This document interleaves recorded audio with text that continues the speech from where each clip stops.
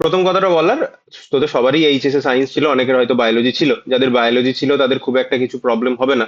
Most of the জিনিসই তোরা HS এর ওই যে লাস্ট চ্যাপ্টারটা ছিল, ইকোসিস্টেম ইকোলজি, ওখানে অনেক কিছু জিনিস পড়েছিস, বা এগুলো আমরা ছোট থেকেই মোর অর লেস পড়ি। এবার যেহেতু তোরা বিটেক লেভেলে আছিস, তাই তোদের কিছু কিছু জিনিস এখানে এক্সট্রা আছে, কিছু কিছু জিনিস একটু ম্যাথামেটিক্স পার্ট রয়েছে, আর একটু হেভিয়ার ফর্মে রয়েছে। যদি এটা ডিপ্লোমা হতো আরো কম থাকতো। আচ্ছা, যাই হোক, সবার আগে একটা পরীক্ষা দিতে গেলে আমাদের সিলেবাসটা ভালো করে জানা দরকার। আমাদের কি পড়তে হচ্ছে, কতগুলো ইউনিট আছে, সিলেবাসটা ভালো করে দেখে ফেলা দরকার। ইউনিট ওয়ানে কি আছে, এগুলো খুব একটা ইম্পর্টেন্ট জিনিস নেই। প্রথম পার্ট থেকে তোর এমনিও কিছু কোশ্চেন করবে না, আমাদের এমনি গল্পের মতো আমরা আজকে পড়বো। যে এনভায়রনমেন্ট কাকে বলে তার একটা বেসিক আইডিয়া, এটা তুই অ্যাজ এ ডেফিনেশন পড় বা ডেফিনেশন না পড়, তোর একটা ধারণা রয়েছে যে এনভায়রনমেন্ট কাকে বলে, পরিবেশ কাকে বলে, এসব ছোট থেকেই পড়ছিস। সেই জিনিসই আমরা আবার আলোচনা করব। বেসিক কনসেপ্ট কি আছে, ম্যান, সোসাইটি অ্যান্ড এনভায়রনমেন্ট। তার মানে সোসাইটি, মানুষ এবং এনভায়রনমেন্ট কিভাবে ইন্টার রিলেটেড রয়েছে, এই টাইপের কিছু জিনিস। এখানে একটু ম্যাথামেটিক্স এর জায়গা রয়েছে, ম্যাথামেটিক্স অফ পপুলেশন গ্রোথ। এবার পপুলেশন গ্রোথের যে ম্যাথামেটিক্সটা, সেটা মেনলি ফার্স্ট অর্ডার কাইনেটিক্স। কি বললাম, এখানে আমার একটু আটকাচ্ছে লিখতে গিয়ে। ঠিক আছে, ফার্স্ট অর্ডার কাইনেটিক্স বলতে ক্লাস টুয়েলভে কেমিক্যাল কাইনেটিক্স চ্যাপ্টারটা পড়েছিলি, মনে পড়ে? রাসায়নিক গতিবিদ্যা, প্রথম ক্রমের বিক্রিয়া, শূন্য ক্রমের বিক্রিয়া, সেই যে ফার্স্ট অর্ডার রিয়াকশনে যে ইকুয়েশন পড়েছিলি সেটাই। বা কারোর যদি ফার্স্ট অর্ডার কাইনেটিক্স না পড়ে, না মনে পড়ে, তাহলে যখন নিউক্লিয়ার কেমিস্ট্রি বা ফিজিক্স পড়েছিলি, সেখানে ডিকে সম্বন্ধীয় যে ইকুয়েশনটা ছিল মনে পড়ে, N T equal two N0 e⁻⁻λT, এরকম ধরনের কিছু ইকুয়েশন পড়েছিলি। যে ইনিশিয়ালি যদি N0 অ্যামাউন্ট অফ পার্টিকেল থাকে, তাহলে টি টাইম বাদে NT অ্যামাউন্ট অফ পার্টিকেল যদি পড়ে থাকে, ডিকে কনস্ট্যান্ট যদি ল্যামডা হয়, এরকম একটা ইকুয়েশন আছে। এরকম কি কিছু মনে পড়ে নিউক্লিয়ার কেমিস্ট্রি বা ফিজিক্স কখনো পড়তে গিয়ে? আশা করি কোথাও না কোথাও তো পড়েছিস। শুনতে পাওয়া যাচ্ছে কি আমার কথা? হ্যাঁ হ্যাঁ, না হলে না, না মনে থাকবে এমন কোনো কথা নয়, মনে নাই থাকতে পারে, বা আগে পড়বি এরকম নাই হ্যাঁ হতে স্যার, পারে। পড়েছিলাম। তাহলে এই যে ফার্স্ট অর্ডার কাইনেটিক্স এর যে ইকুয়েশনটা আছে, সে ফার্স্ট অর্ডার কাইনেটিক্স এর ইকুয়েশনটাই এই রেডিও অ্যাক্টিভ ডিকে যেটা হয়, ওই যে radio active decay is a first order kinetics maintain করেই চলে। এই যে পপুলেশন গ্রোথ আমরা যেটা পড়বো, সেখানেও ইনিশিয়ালি সিম্পলেস্ট ফর্মে আমরা যদি পড়ি, ওই ফার্স্ট অর্ডার কাইনেটিক্সই আসে। তো যেটা আমি কনভে করতে চাইছি সেটা হচ্ছে, এখানে যে জিনিসটা পড়বি হয়তো পপুলেশন গ্রোথ কিছু একটা নতুন জিনিস, কিন্তু তার আন্ডারে যে ম্যাথামেটিক্সটা, সেটা মোর অর লেস তোরা ছোট ক্লাসে পড়ে এসেছিস। এইখানে কিছু ম্যাথামেটিক্যাল প্রবলেম করতে হবে, ওই কাইনেটিক্স এর এইচএস এর প্রবলেমের মতো। ঠিক আছে, importance of population study and environment, ঠিক আছে। নেক্সট কি রয়েছে? সরি, এনভায়রনমেন্টালে শেষ হয়নি, এনভায়রনমেন্টাল ইঞ্জিনিয়ারিং, এখানে একটা এন্টার ফেন্টার দিয়ে ফেলেছে, এটা মুছছে না কেন, মুছে যাবে, যাই হোক, এত দূর অব্দি। এবার হচ্ছে ডেফিনেশন অফ রিসোর্সেস, রিসোর্সেস কাকে বলে, type of resources, renewable, non renewable, potentially renewable energy sources, এগুলো আমরা ছোট থেকেই পড়ে আসি। এবং তার সাথে পপুলেশন যদি অত্যধিক গ্রোথ করে যায়, তাহলে এই যে রিসোর্সেস গুলোতে কি ইফেক্ট পড়তে পারে। আমি যদি তোকে এখন জানতে চাই, তোরা অলরেডি এইটুকু পোর্শনের উত্তর তোরাই আমাকে না পড়েই দিয়ে দিতে পারবি, কারণ অলরেডি জানিস। আমি যদি এখন জিজ্ঞেস করি যে পপুলেশন যদি অত্যধিক হারে বেড়ে যায়, তাহলে আমাদের আগে আগে এই উত্তরটা দে, নন রিনিউয়েবল এনার্জি সোর্সেস বলতে কি বুঝিস? খুব বোকা বোকা কোশ্চেন, তাও জিজ্ঞেস করলাম। এক লাইনে যা মনে হচ্ছে বল না, কি অসুবিধা আছে? নন রিনিউয়েবল এনার্জি সোর্স মানে কি? মানে বল। হচ্ছে যেটাকে আর কি রিনিউ করা যাবে না। যাবে না, একটা এক্সাম্পল দে, তাহলেই তো বোঝা যাবে। একটা দুটো এক্সাম্পল। কোল কোল এনার্জি স্যার। এক্স্যাক্টলি, কোল এনার্জি। এবার ব্যাপারটা হচ্ছে, যদি এক্সেসিভ পপুলেশন গ্রোথ হয়ে যায় আর্থে, তাহলে এক্সেসিভ কি হবে? কোল কনজাম্পশন হবে।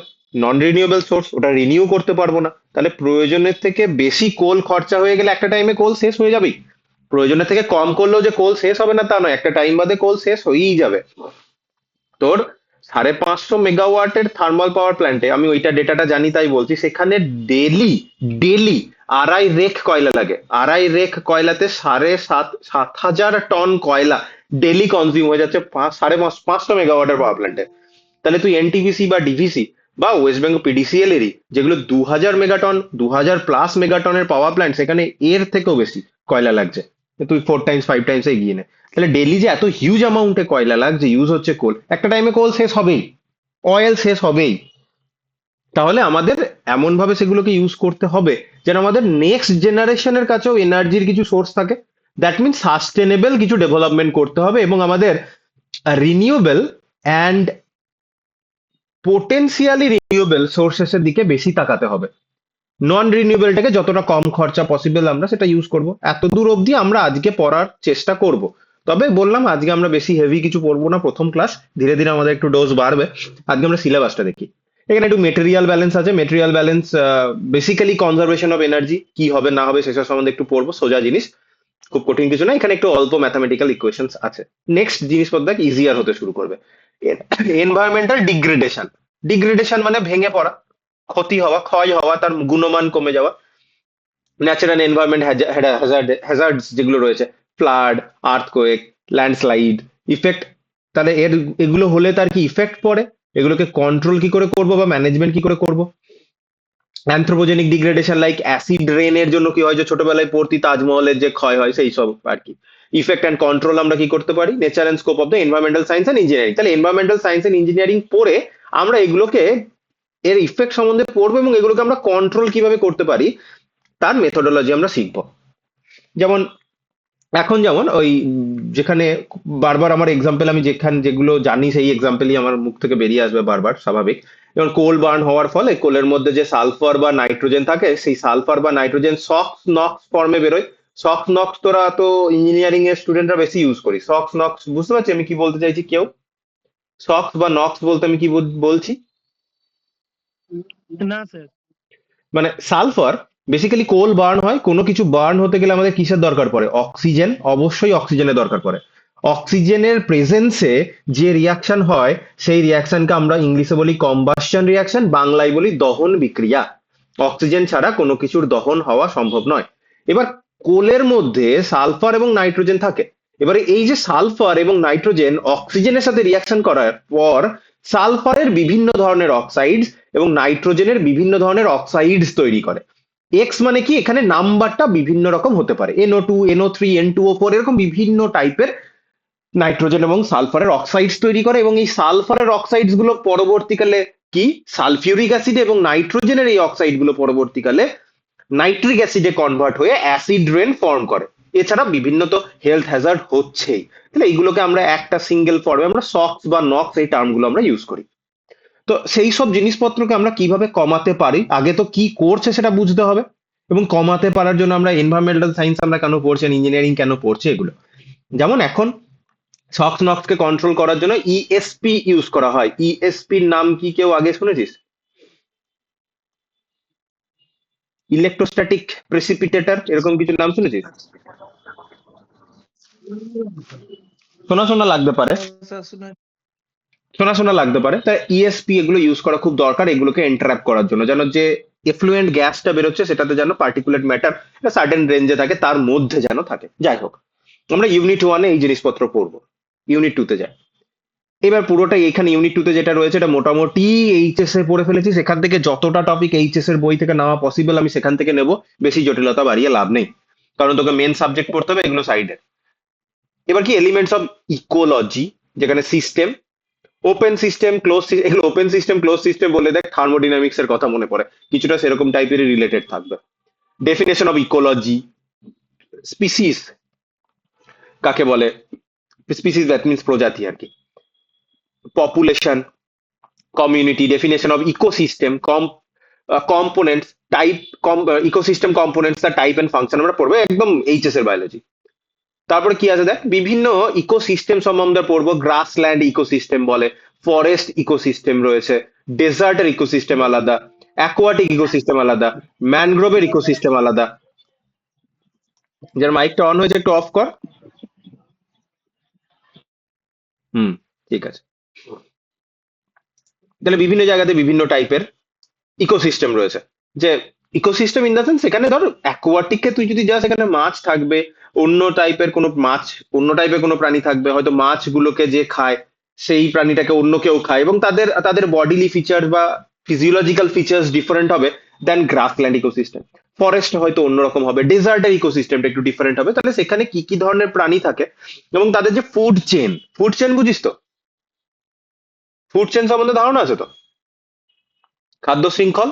হ্যাঁ স্যার, যেটা ওই খাদ্য শৃঙ্খল। খাদ্য হ্যাঁ, সার্কেল, হ্যাঁ। হ্যাঁ, খাদ্য শৃঙ্খল এগুলো যে বলছিলাম এইচএস এ ছোট অল্প ছোট অল্প। ছোট প্রাণী বড় হুম, বড় বড় খেতে থাকবে, এটা এক- জুপ্ল্যাঙ্কটন ফাইটোপ্ল্যাঙ্কটন হচ্ছে স্যার। একদমই তাই। তাহলে বিভিন্ন ইকোসিস্টেমে যেমন গ্রাসল্যান্ড, ফরেস্ট, ডেজার্ট, বিভিন্ন জায়গাতে বিভিন্ন প্রাণী, তাহলে সেখানে কিভাবে খাদ্যটা একটা প্রাণী থেকে অন্য, মানে এনার্জি বেসিক্যালি এক জায়গা থেকে আরেক জায়গায় ফ্লো করছে, সেটাই আমরা পড়বো। এবং বলতে বলতে আমাদের ফুড চেন এসে গেল এবং ফুড ওয়েব, আমরা এই জিনিসপত্রগুলো পড়বো। তাহলে এখান থেকে যতটা জিনিস ইজি ওয়েতে এইচএস এর বই থেকে, মানে পাতি এনসিআরটি থেকে নেবো এই জায়গাগুলো, সেখান থেকে করে দেবো। কারণ তোদের নোট আমি রানিং বানাচ্ছি আর তোদের পড়াচ্ছি, এরকম একটা ব্যাপার। আচ্ছা, এবারে বিভিন্ন বায়ো জিও কেমিক্যাল সাইকেলস রয়েছে, ঠিক আছে? নাইট্রোজেন সাইকেল, অক্সিজেন সাইকেল, বিভিন্ন সাইকেলস রয়েছে, সেগুলো আমরা ছোট্ট করে জাস্ট কনসেপ্টটা বোঝার মতো করে ডেফিনেশন পড়বো, ছোট্ট ছোট্ট করে পড়বো, বেশি বড় করে লাভ নেই। এই যে টপিকটা থাকবে ইউনিট টু একটা সিঙ্গেল ক্লাসে শেষ করার চেষ্টা করবো, কারণ ইউনিট ওয়ানটা দুটো ক্লাস লাগবে। আচ্ছা, flow chart of different cycle with only elementary reaction. তাহলে এখানে বলে দিয়েছে এলিমেন্টারি রিয়াকশন পড়বো, আমরা বেশি জটিলতাতে যাব না। কোন কোন সাইকেল পড়বো যে বললাম, oxygen, carbon, nitrogen, phosphate, that means phosphorus and sulphur. এইগুলোর অক্সিজেন সাইকেলের বা বায়োজিও কেমিক্যাল সাইকেলের ডেফিনেশন পড়বো, তার সিগনিফিকেন্স পড়বো, এবং oxygen cycle, carbon, nitrogen, phosphate, এদের সাইকেলের সিগনিফিকেন্সটা কি কি তাদের ফ্লো ডায়াগ্রামটা দেখে নেবো। আর এলিমেন্টারি রিয়াকশন, যে যেভাবে ধর অ্যাটমসফিয়ারে রয়েছে, সেখান থেকে কিভাবে তোর গাছে হোক, প্রাণীতে হোক, মাটিতে হোক, কিভাবে পৌঁছালো, সেখান থেকে সেটা আবার কিভাবে অ্যাটমসফিয়ারে বা নেচারে, এনভায়রনমেন্টে ব্যাক করছে, এই জিনিসপত্র। বা সিম্পল ফর্মে যদি বলা হয়, কোনো একটা পার্টিকুলার নিউট্রিয়েন্ট, ধর গাছ সেটা মাটি থেকে অ্যাবজর্ব করলো, ধর ফসফরাসের কথাই বললাম, এনপিকে সার দিয়েছিস তুই, নাইট্রোজেন, ফসফরাস, সালফার, যা সালফার ইন দ্য সেন্স সবসময় এভাবে সালফার নয়, যাই নিলি, পটাশিয়াম আর কি। ধর ফসফরাসের কথাই বললাম, ফসফরাসটা গাছ ওই সার থেকে অ্যাবজর্ব করলো, সেই গাছটাকে তো খেলি না, রান্না করে তুই খেলি কিছু সবজি, সেখান থেকে তুই ফসফরাস পেলি, আমি পেলাম ধর। তারপরে একটা টাইমে আমার বডি ডিকে করবে, দ্যাট মিনস আমার ডেথ হবে। তাহলে সেই এলিমেন্ট গুলো আলটিমেটলি আবার নেচারে ব্যাক করবে। যদিও এইভাবে তো আমরা বায়োজিও কেমিক্যাল সাইকেলটা পড়বো না, এখানে ডিস্টিং সাইকেল রয়েছে। একটা একটা গ্রস বা একটা ওভারভিউ বোঝানোর জন্য এরকম, যে একটা জায়গা থেকে কিন্তু এলিমেন্ট নেচার থেকে এলো, গাছে পর্যন্ত হয়ে আমার শরীর হয়ে আবার নেচারে ব্যাক করে যাচ্ছে। এই সাইকেলগুলো আমরা ছোট ছোট করে পড়বো। এরপর আছে বায়োডাইভার্সিটি। একটা বিভিন্ন কোনো একটা ইকোসিস্টেমের আন্ডারে কত বিভিন্ন ধরনের গাছ এবং প্রাণী আমরা দেখতে পাই, লিভিং বিইংস আমরা দেখতে পাবো। তাদের টাইপস থাকবে, ইম্পর্টেন্স কি, বিভিন্ন প্রাণী থাকার ইম্পর্টেন্স রয়েছে, তাই না? যেমন ইউরোপে যে ব্ল্যাক প্লেগ গুলো হয়েছিল, যে প্রচুর মানুষ মেরে ফেলেছিল, তার একটা মেজর রিজন ছিল বিড়াল মারা। বিড়াল মারা ইন দ্য সেন্স যে ক্যাট গুলো ছিল, সে ক্যাট গুলোকে হত্যা করা হয়েছিল। রিজন আছে তার, বিভিন্ন পলিটিক্যাল, যাই হোক সেসব জায়গায় যাচ্ছি না।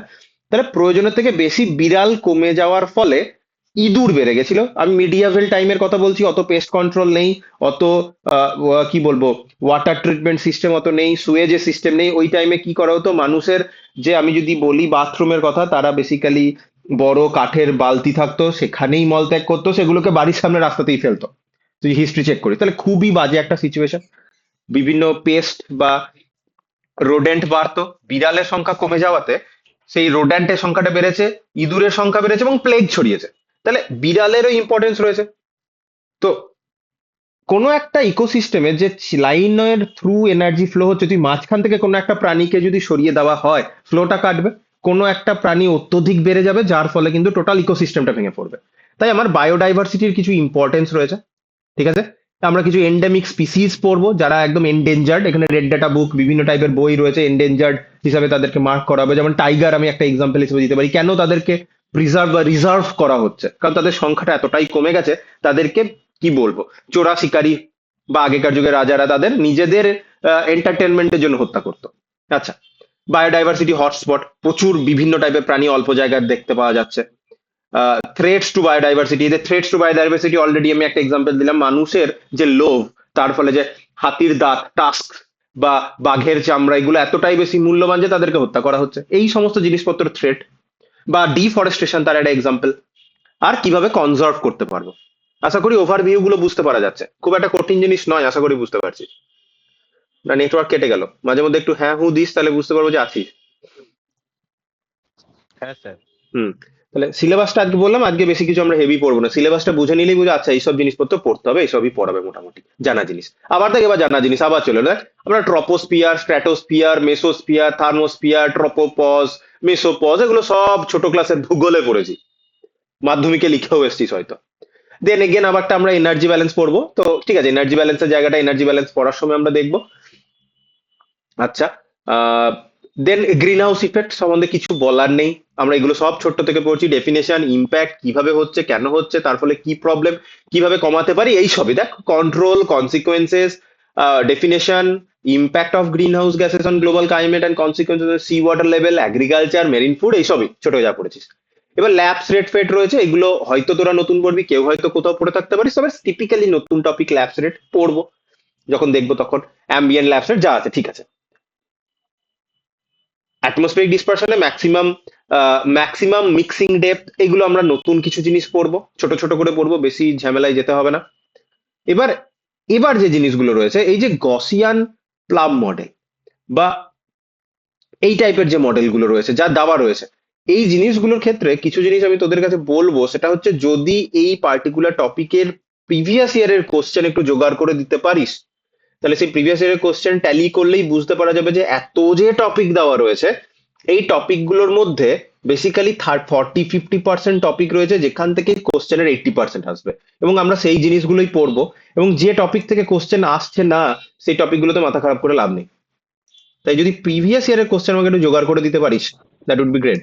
স্যার বলছি যে এই এই পার্টিকুলার পেপারটার মানে পরীক্ষা হয় না, মানে কলেজ কি নিজেরাই পেপার সেট করছে, নিজেই করে দিচ্ছে, সেটাই ব্যাপার। মানে তাহলে স্ন্যাক আউট থেকে কোশ্চেন করছে না, মানে তাহলে ওই কলেজের কোশ্চেন গুলো কলেজের, হ্যাঁ হ্যাঁ ওটাই দিলে বলছি, হবে না? তাহলে দিলে হবে। তোরা বিভিন্ন জন বিভিন্ন রকম কলেজ থেকে আছিস, বিভিন্ন কলেজে যদি দু চারটে এক ইয়ারের কোশ্চেন পেয়ে যায়, তাহলে সেখান থেকে একটা ধারণা চলে আসবে যে মোটামুটি কোন জায়গা থেকে ওরা কোশ্চেন করতে চাইছে। কারণ এইরকম সাইডের টপিকের জন্য তুই যদি প্রচুর সময় দিস টোটাল সিলেবাসটা পড়তে গিয়ে, তোর নিজের কোর সাবজেক্ট তুই কম পড়তে পারবি। কারণ এখানে সিলেবাসে দেওয়া বহু কিছু আছে, দেখতেই পাচ্ছিস। সব পড়তে গেলে তুইও টাইম করে উঠতে পারবি না। আশা করি কথাটা বোঝাতে পারছি, আমি পড়িয়ে দেবো সবই, আমি এখন এক্ষুনি নোটটা খুলবো, তাহলে তুই দেখতে পাবি এখনো যদি আমি পপুলেশন গ্রোথ নিয়ে তুই যদি পড়াশোনা করতে শুরু করিস, ওই নিয়েই মাথা খারাপ হবে তোর, এই ডেরিভেশন গুলো করতে করতে। তো দরকার নেই, তাই আমরা একটু কোশ্চেন পেপারের দিকে তাকাবো, আর প্রতিটা টপিক আমরা মোটামুটি পড়ে পড়ে যাবো, ঠিক আছে? আচ্ছা, এবার ডেফিনেশন অফ পলিউট্যান্ট কাকে বলে, কন্টামিনেন্টস কাকে বলে, প্রাইমারি সেকেন্ডারি পলিউট্যান্ট, আমরা পার্টিকুলেট ম্যাটার ফ্যাটার সম্বন্ধে পড়েছি, ওইসব জিনিসই, প্যান, পার্টিকুলার ম্যাটার, অক্সাইড যে সক্স বলেছি, অক্সাইডস অফ নাইট্রোজেন বললাম, নক্স বললাম, কার্বনের অক্সাইড, এরকম টাইপের সাসপেন্ডেড পার্টিকেল, এসব smog, photochemical smog, London smog, এগুলো সব এইচএস এর বায়োলজিতে পড়েছিলি। ওজোন লেয়ারে ডিপ্লিশন, সিএফসি, এগুলো আর কিছু বলার নেই। এই যে স্ট্যান্ডার্ড কন্ট্রোলের মধ্যে এই জায়গাটা টিপিক্যালি ইঞ্জিনিয়ারিং লেভেলে একটু ইম্পর্টেন্ট হয়, কারণ ইন্ডাস্ট্রিয়াল ইউজ রয়েছে প্রচুর। ESP, cyclone separator, bag house, catalytic converter, এ তো গাড়ির সাইলেন্সার ইউজ করায়, ভেঞ্চুরি মানে that mean scrubber, statement with brief, এগুলো ব্রিফ রেফারেন্স, এই জায়গাটা ইম্পর্টেন্ট। আমি যদি তোর কলেজের টিচার হয়ে সেট করতাম, আমি এই জায়গাটা ইম্পর্টেন্স দিতাম, কারণ এটা ইন্ডাস্ট্রিয়াল অ্যাপ্লিকেশন হিউজ। এসব এগুলো কিছু আমরা ছোট্ট ছোট্ট করে সেই পড়তাম, 3-4 নম্বরের টিকা পড়তাম। বেসিক একটা ডায়াগ্রাম দেখবো, ইএসপি, ইএসপি কি, ফুল ফর্ম কি, তার একটা বেসিক ডায়াগ্রাম, কোন কোন ফান্ডামেন্টালস এর উপর সে কাজ করছে, প্রিন্সিপালটা, আর তার এগেনস্টে ফিজিক্স বা কেমিস্ট্রি যা থাকবে সেইটুকু, ছোট্ট ছোট্ট করে এই 4টে টপিক আমরা দেখে নেবো। এবার আমাদের একটু ইজি হতে শুরু করবে, বিভিন্ন ওয়াটার রিলেটেড যে টপিক সেইগুলো, যে হাইড্রোলজিক্যাল সাইকেল আমরা দেখবো, natural water, pollutants of water, their origin, effect কি, অক্সিজেন ডিমান্ডিং ওয়েস্ট কারা, pathogens, nutrient, salt, thermal application, যা যা রয়েছে আর কি, এইসব পড়বো বেসিক্যালি। আবার কি, river, lake, ground water pollution কার জন্য হয়, তার জন্য আমরা ডিজলভড অক্সিজেন দেখবো, ডিও, 5 ডে বিওডি টেস্ট। এবার এখানে একটা মজাদার জিনিস রয়েছে যে বিওডি করার সময়, বিওডির ফুল ফর্ম হচ্ছে biological oxygen demand or biochemical oxygen demand. কারোর কি জানা রয়েছে যে বিওডি টেস্ট করার সময় আমরা 5 ডে, 5 দিন ধরে কেন টেস্ট করি? 5 দিনটাই কেন স্ট্যান্ডার্ড হলো? 10 দিন হতে পারতো, 6 দিন হতে পারতো, 7 দিন হতে পারতো। এই স্টোরিটা আমি রিসেন্ট জানতে পেরেছি, কারণ বেসিক্যালি আমাদের যত ইলেকট্রিসিটি জেনারেশন প্ল্যান্ট রয়েছে সেখানে সে নিউক্লিয়ার হোক আর থার্মাল হোক আর যাই হোক না কেন, সেখানে আলটিমেটলি কি করে বলতো, একটা এনার্জি সোর্স লাগবে যেখান থেকে তুই হিট এনার্জি পাবি। সেই হিট এনার্জিটা দিয়ে কি করা হয়, কি করা হয়, বেসিক কিছু ধারণা আছে যে থার্মাল পাওয়ার প্ল্যান্টে এইটি হয়? অবশ্যই টারবাইন আছে, তার জেনারেটর রয়েছে, ট্রান্সফরমার রয়েছে। তাহলে টারবাইনটাকে তো ঘোরাতে হবে। টারবাইনটা কি দিয়ে ঘোরানো হয়? কয়লাটাকে যে পুড়িয়ে কোন কাজে লাগছে, কিছু কি ধারণা আছে আলটিমেটলি? মানে স্যার কয়লাটাকে পুড়াচ্ছে, তার থেকে আর কি হিট জেনারেট হচ্ছে, হিটটা হুম, জলটাকে আর কি বয়েল এক্স্যাক্টলি, করছে সেটা দিয়ে। এক্স্যাক্টলি এটাই জানতে চাইছিলাম। তাহলে আলটিমেটলি নিউক্লিয়ারের ক্ষেত্রেও যে নিউক্লিয়ার রিয়াকশনের ফলে যে হিউজ হিট জেনারেট হচ্ছে, সেই হিটটা দিয়ে আমরা আলটিমেটলি বয়লারে জল ফোটাচ্ছি, পাতলি হিসাব জল ফোটাচ্ছি। Boiling of water, water boil করছে, স্টিম জেনারেশন হচ্ছে, সেই স্টিমটাকে সুপারহিট করছি। কারণ ওয়াটার থেকে, মানে ওয়াটার বয়েল কত ডিগ্রি সেলসিয়াসে হয়? 100। কিন্তু এখানে একটা, যেহেতু তুই সায়েন্সের স্টুডেন্ট, মাধ্যমিকের স্টুডেন্ট নস, আর্টসের স্টুডেন্ট নস, এখানে একটা কথা আমি আজকে ঢুকিয়ে দিচ্ছি মাথাতে। যখনই কোনো কিছুর মেল্টিং পয়েন্ট, বয়েলিং পয়েন্ট যাই বলবি না কেন, প্রেশারটাকে বলবি। তাহলে ওয়াটার 100 ডিগ্রি সেলসিয়াসে বয়েল হয় যদি প্রেশারটা 1 অ্যাটমসফেরিক হয়। প্রেশার চেঞ্জ হলে বয়েলিং পয়েন্ট চেঞ্জ হয়ে যাবে, বুঝলি? মাথায় ঢুকলো কথাটা? হ্যাঁ স্যার। ওয়াটারের ফেজ ডায়াগ্রাম দেখাবো এবং কার্বন ডাই অক্সাইডের ফেজ ডায়াগ্রাম দেখাবো। Carbon die oxide direct solid থেকে গ্যাস হয়। কার্বন ডাই অক্সাইড তো সলিড থেকে লিকুইড হয়ে গ্যাস হওয়া উচিত ছিল। ওখানে একটা ক্রিটিক্যাল প্রেশার টেম্পারেচারের একটা ব্যাপার রয়েছে, বুঝলি? ওয়াটারের ক্ষেত্রেও এই জিনিসটা পসিবল। ওয়াটার ডাইরেক্ট সলিড থেকে, মানে আইস থেকে একদম ভেপার ফেজে চলে যাবে, লিকুইড ফেজকে স্কিপ করে। সেই রকম টেম্পারেচার প্রেশার কন্ডিশন আনতে হবে। তখন আমরা ফেজ ডায়াগ্রামের দিকে যাই। এরপরে যে স্টিমটা তৈরি হলো, সেই স্টিমটা তো 100 ডিগ্রি সেলসিয়াসে, সেই স্টিমটাকে সুপার হিটেড করা হয়। সেই সুপার হিটেড স্টিমটা টারবাইন ঘোরায়, তো ফার্দার কেমিস্ট্রি। এবার এইসব যত এইসব যত ধরনের কাজ কারবার, ইলেকট্রিসিটি জেনারেশন ইনিশিয়ালি ইউরোপে হয়েছে, প্রচুর টাকা পয়সা ওদের উপনিবেশ করে করে। এবার টেমস থেকে যে ওয়াটারের সোর্সটা থার্মাল পাওয়ার প্ল্যান্ট অব্দি আনা হচ্ছে, এই ওয়াটারের মধ্যে ডিজলভড অক্সিজেন কতটা আছে সেটা ওরা দেখবে। ওদের মেন সোর্স থেকে টানেলের থ্রু ওয়াটারটা এসে ওদের পাওয়ার প্ল্যান্ট অব্দি আসতে, মানে এখান থেকে এসে মেন সোর্সে মিশতে ওদের 5 দিন সময় লাগতো। তাই মেন জায়গা থেকে যে ওয়াটার সোর্সটা আসছে, সেটা মেন ওদের স্ট্রিমে আসতে 5 ডে সময় লাগছে। তাই 5 দিন ধরে ওরা টেস্ট করে দেখতো, 5 দিন ধরে দেখতো যে কতটা অক্সিজেন ডিমান্ড বেড়েছে কমেছে, যা হয়েছে, কমেনি বেড়ে যায়। তো বেসিক্যালি ইউরোপের রেফারেন্সে ওদের টেমস থেকে ওয়াটার আসতে 5 ডে লাগতো। স্টোরিগুলো পরে আরো ইলাবোরেটলি বলবো যদি বলার সময় থাকে, তো আমি নিজেই রিসেন্ট জানতে পেরেছি, কারণ আমার এখন দরকার পড়েছে। আচ্ছা, seeded BOD test, BOD reaction rate constant, এইসব যা যা রয়েছে আমরা সব দেখবো, বিওডি সিওডি এগুলো দেখবো, অয়েল গ্রিস পিএইচ এগুলো সব ঠিক আছে। দেন লেক ইউট্রিফিকেশন, ইউট্রিফিকেশন এসব ইজি জিনিস। ইউট্রিফিকেশনের ক্ষেত্রে কি হয়, অ্যালগি ব্লুম ফ্লুম হয়, বুঝলি তো? যেমন ধর আমরা জমিতে সার হিসেবে ফসফেট দিচ্ছি, ফসফেট তাহলে গাছের খাদ্য, নিউট্রিয়েন্ট। এবার ধর কোনো একটা জমিতে বৃষ্টি হয়েছে, সেই বৃষ্টির জলটা এই ফ্লো হয়ে পাশের কোনো নদী আছে, সেই নদীতে গিয়ে মিশছে, বা পুকুর আছে যাই আছে মিশছে। তাহলে হঠাৎ করে পুকুরে ফসফেটের পরিমাণটা বাড়বে। যেই ফসফেটের পরিমাণটা বাড়বে, সেখানে যে গাছপালাগুলো, মানে সেখানে যে অ্যাকোয়াটিক প্ল্যান্ট গুলো আছে, তারা হঠাৎ করে নিউট্রিয়েন্ট বেশি পাবে। হঠাৎ করে নিউট্রিয়েন্ট বেশি পেলে ওখানে গাছপালার গ্রোথ বেড়ে যাবে, অ্যালগি ব্লুম হবে। সে অ্যালগি ব্লুম হওয়ার ফলে ওখানে যে মাছ ফাছ আছে মরে যাবে। বেসিক্যালি সেটাকে আমরা অ্যালগি ব্লুম বলি। তো আমরা সেখানে ইউট্রিফিকেশন ফিকেশন পড়বো, ইজি টপিক, এইচএসএ টপিক। গ্রাউন্ড ওয়াটার, অ্যাকোয়াফার্স, এসব গ্রাউন্ড ওয়াটার কি, এসব দেখবো, এসব ফালতু জিনিস, কোশ্চেন আসবেও না, চিন্তা নেই।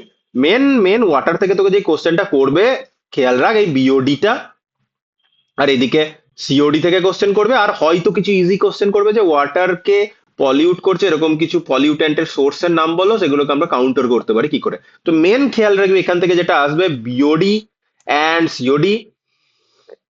এবার এখানে ইম্পর্টেন্ট, এগুলো তোকে আমি আরো ইলাবোরেটলি বলতে পারবো, কারণ আমি রেগুলার বেসিসে এগুলো নিয়েই কাজ করছি। ওয়াটার ট্রিটমেন্ট সিস্টেম, এখানে কোয়াগুলেশন অ্যান্ড ফ্লকুলেশন, ঠিক আছে? ফ্লকুলেশন নতুন ওয়ার্ড, হয়তো এইচএসএ শুনেছিলি। তবে কোয়াগুলেশন এন্ড ফকুলেশন, ফ্লক মানে হচ্ছে হেভি পার্টিকেল।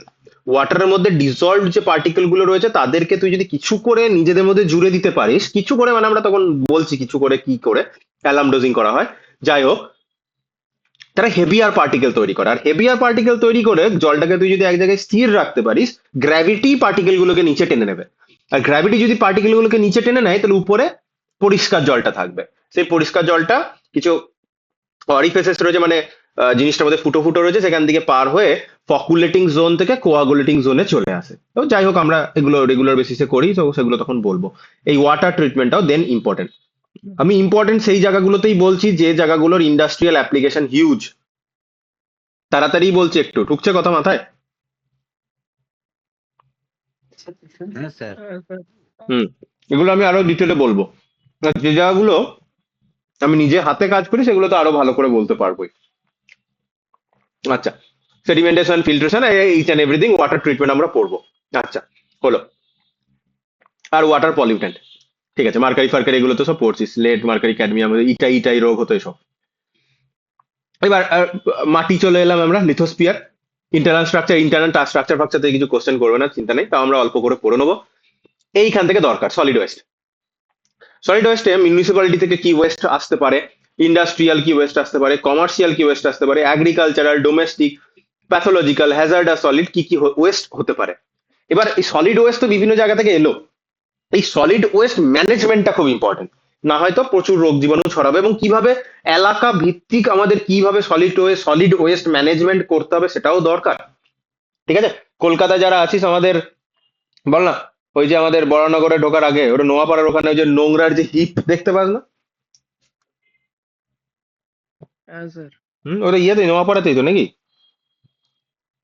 নোয়াপাড়া মেট্রো ওইখানটায় আছে। ওখানটাতেই, হ্যাঁ, দেখতে পাওয়া যায়। আচ্ছা, এবার এইখানের এই জায়গাটা তো ইম্পর্টেন্ট, তার থেকে আরো বেশি ইম্পর্টেন্ট এর রিকভারিটা কিভাবে করব। Open dumping, land filling, incineration মানে কিছু না, পোড়ানো, পাতি হিসাব পুড়িয়ে দেওয়া।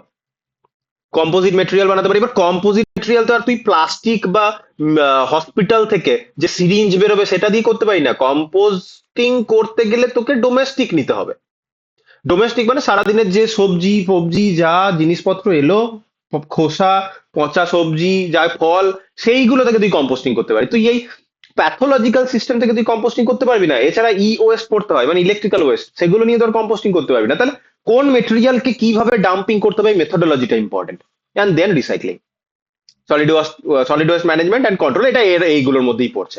ঠিক আছে, এই যে বায়োমেডিক্যাল ওয়েস্ট, ওই সিরিঞ্জ ফিরিঞ্জ ওইসব যা আছে, গজ ফজ, পেশেন্টের জামা কাপড়, এইসবের আন্ডার পড়লো। এবার এবার আমরা আরো ইজির দিকে যাচ্ছি। নয়েজ ফয়েজ দেখ কমেই এসছে টপিক। তাহলে ডেফিনেশন অফ নয়েজ, নয়েজ কি বলবো, এটা সার্টেন ডেসিবেলের উপরে চলে গেলেই হবে। ইফেক্ট অফ নয়েজ পলিউশন, নয়েজের যে আমরা ক্লাসিফিকেশন করবো, ট্রান্সপোর্ট নয়েজ, এসব করে ক্লাসিফিকেশন করেছে, ছোট ছোট করে পড়ে নেবো। Definition of noise frequency, noise pressure এইখান থেকেই আসবে। ঠিক আছে, noise intensity, noise threshold limit value, equivalent noise level. ঠিক আছে, এই এলটেন ফেলটেন এইসব লেভেল গুলো আছে, এগুলো দেখে নেবো আমরা, তাহলেই হবে। আর লাস্টলি অ্যাসেসমেন্ট ফ্যাসেসমেন্ট, ট্রিটি ফিটি কিছু আছে, এগুলো আরো ফালতু।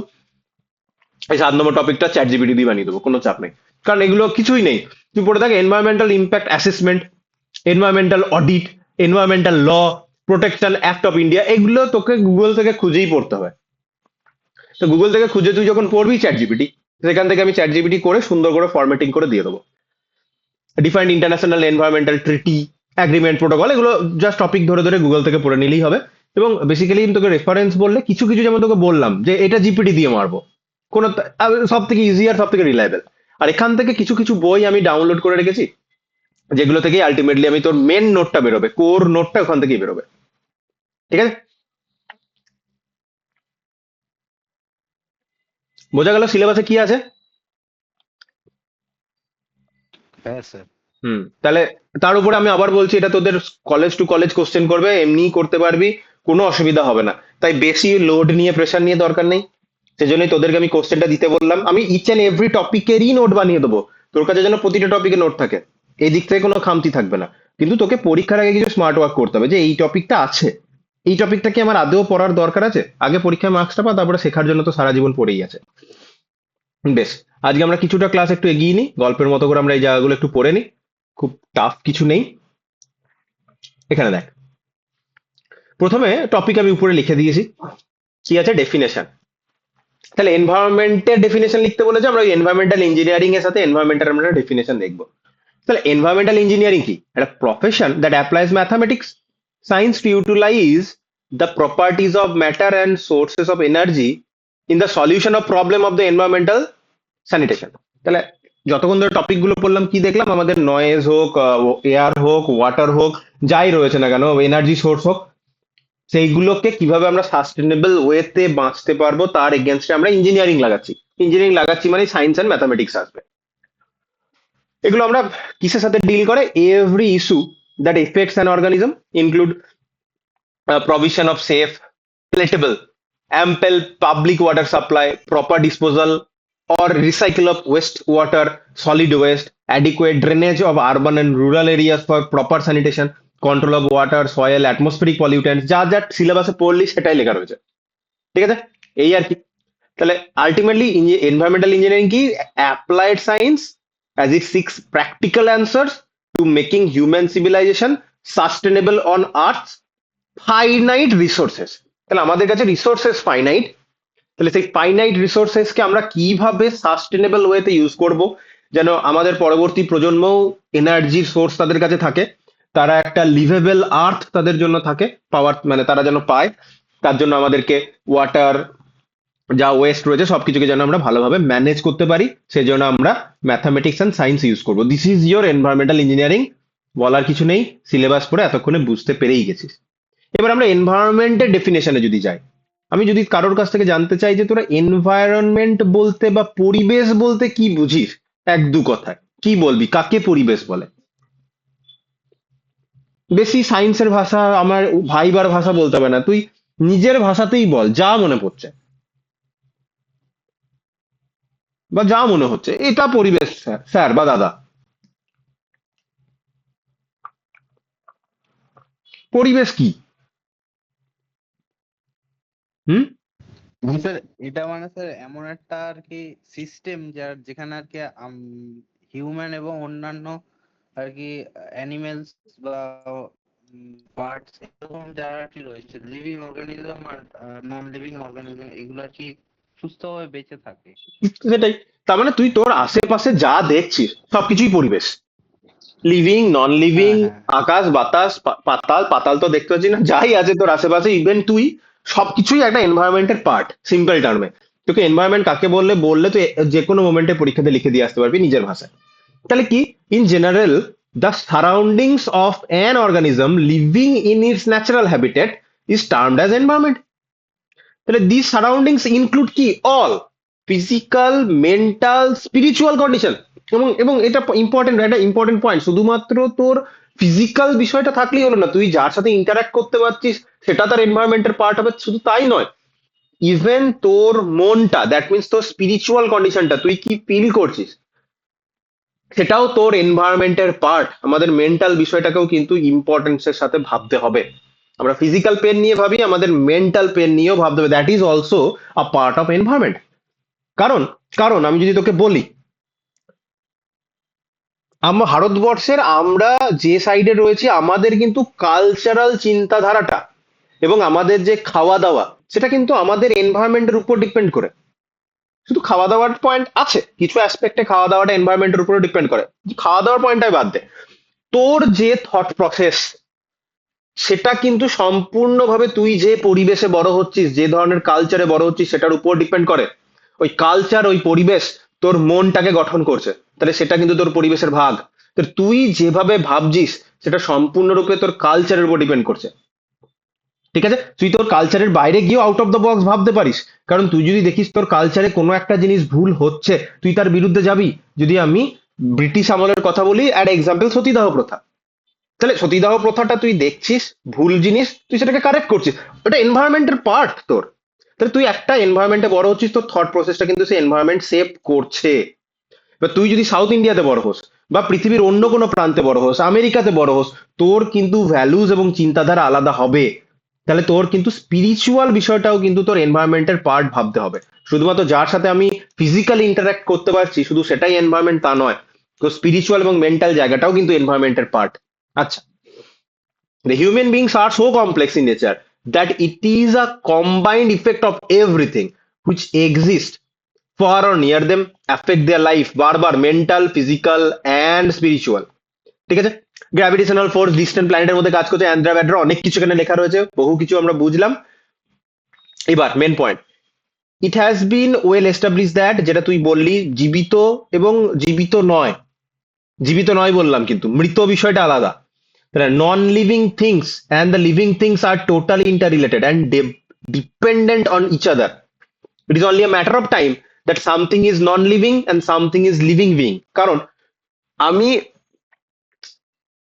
খাবার খাচ্ছি খাবারটা নন লিভিং খাবারটা যেই মোমেন্টে আমি খেলাম সেই খাবারের মধ্যে যে নিউট্রিয়েন্ট রয়েছে সেই নিউট্রিয়েন্ট গুলো আমার শরীরের পার্ট হলো আমি লিভিং বিইং তাহলে সেই নন লিভিং সাবস্টেন্সটা কিন্তু এখন লিভিং সাবস্টেন্সে কনভার্ট হলো তুই এভাবে ভাবতে পারিস তাহলে সবকিছুই কিন্তু ইন্টার রিলেটেড ঠিক আছে আচ্ছা we consume food which becomes a part of our body cells and gets changed into living beings after death faith এসব তো এখন philosophical জিনিসপত্র এলো so it is a combination of synthesis of various elements in some unknown factor like soulful demarcates the living being non-living being but it is sure that nature is in dynamic equilibrium of both of them মানে living non living এর একটা dynamic equilibrium আছে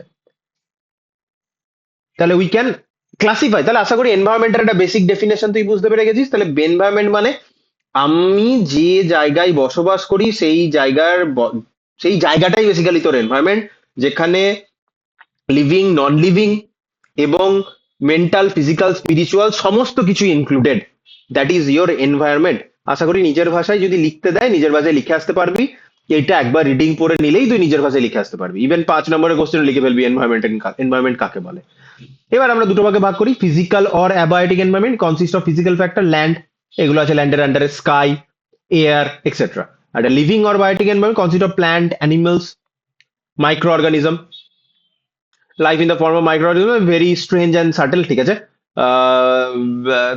ঠিক আছে ভালো ঠিক আছে ওই এই পরের লাইনগুলো পড়তে হবে না তাহলে একটা লিভিং অর বায়োটিক যেখানে প্ল্যান্ট অ্যানিমেল রয়েছে একটা নন লিভিং এসব দাঁড়ালো তারপরে দেখ সিলেবাসের টপিক ধরে ধরেই আমরা এগোচ্ছি আমরা basic idea of environment basic idea of environmental engineering আমরা দেখলাম এবার আমরা man society and environment and their inter relation সম্বন্ধে কিছু জিনিস আমরা পড়ে নিই আলাদা করে জিজ্ঞেস করা কিছু নেই বোঝা যাচ্ছে তো কারণ সিম্পল জিনিসই তাও আমি একবার জিজ্ঞেস করছি মোটামুটি বোঝা যাচ্ছে তো কি বলতে চাইছি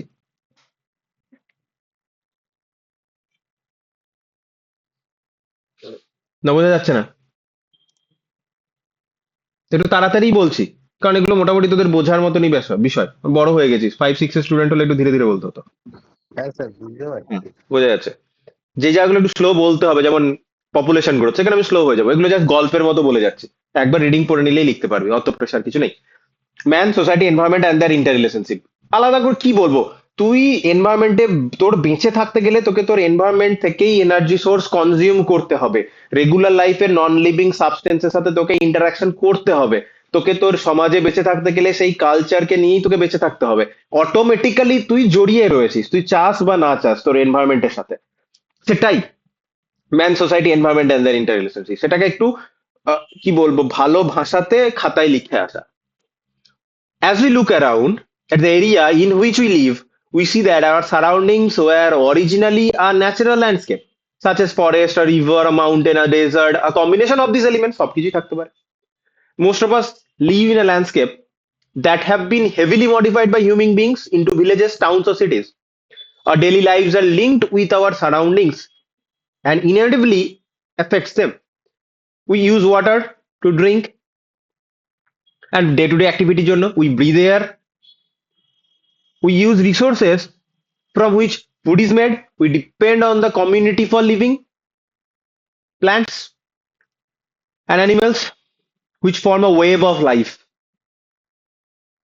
যার মধ্যে ওই ওয়েভ অফ লাইফের মধ্যে আমরাও একটা পার্ট তাহলে everything around us forms our environment our life depends on keeping it's vital system as intact as possible তাই না তুই শুধুমাত্র ধর কথার কথা বলছি এখন আমরা টেকনোলজি ইউজ করে দেখ মুরগি আমরা যেটা বলি সেটাকে ব্রয়লার আর লেয়ার দু টাইপের মুরগি হয় ব্রয়লার বলতে যাদেরকে শুধুমাত্র আমরা মাংসের জন্য ইউজ করি আর লেয়ার মানে হচ্ছে যারা ডিম পারে বেসিক্যালি তাহলে আমরা যেটা খাই সেটা হচ্ছে ব্রয়লার তাহলে এখন মুরগি আমরা মাংসটা খাবো বলে কিন্তু মুরগিটাকে বেসিক্যালি চাষ করা হয় তাদেরকে সেইভাবে জেনেটিক্যালি মডিফাই করা রয়েছে যাতে যেন তারা অল্প দিনেই গ্রোথ করতে পারে, মাংসের পরিমাণটা বেশি হয়, এবং তাদেরকে সেই অনুযায়ী ওষুধও দেওয়া হয় যেন অল্প দিনেই তারা অনেকটা মাস গেইন করে ফেলে।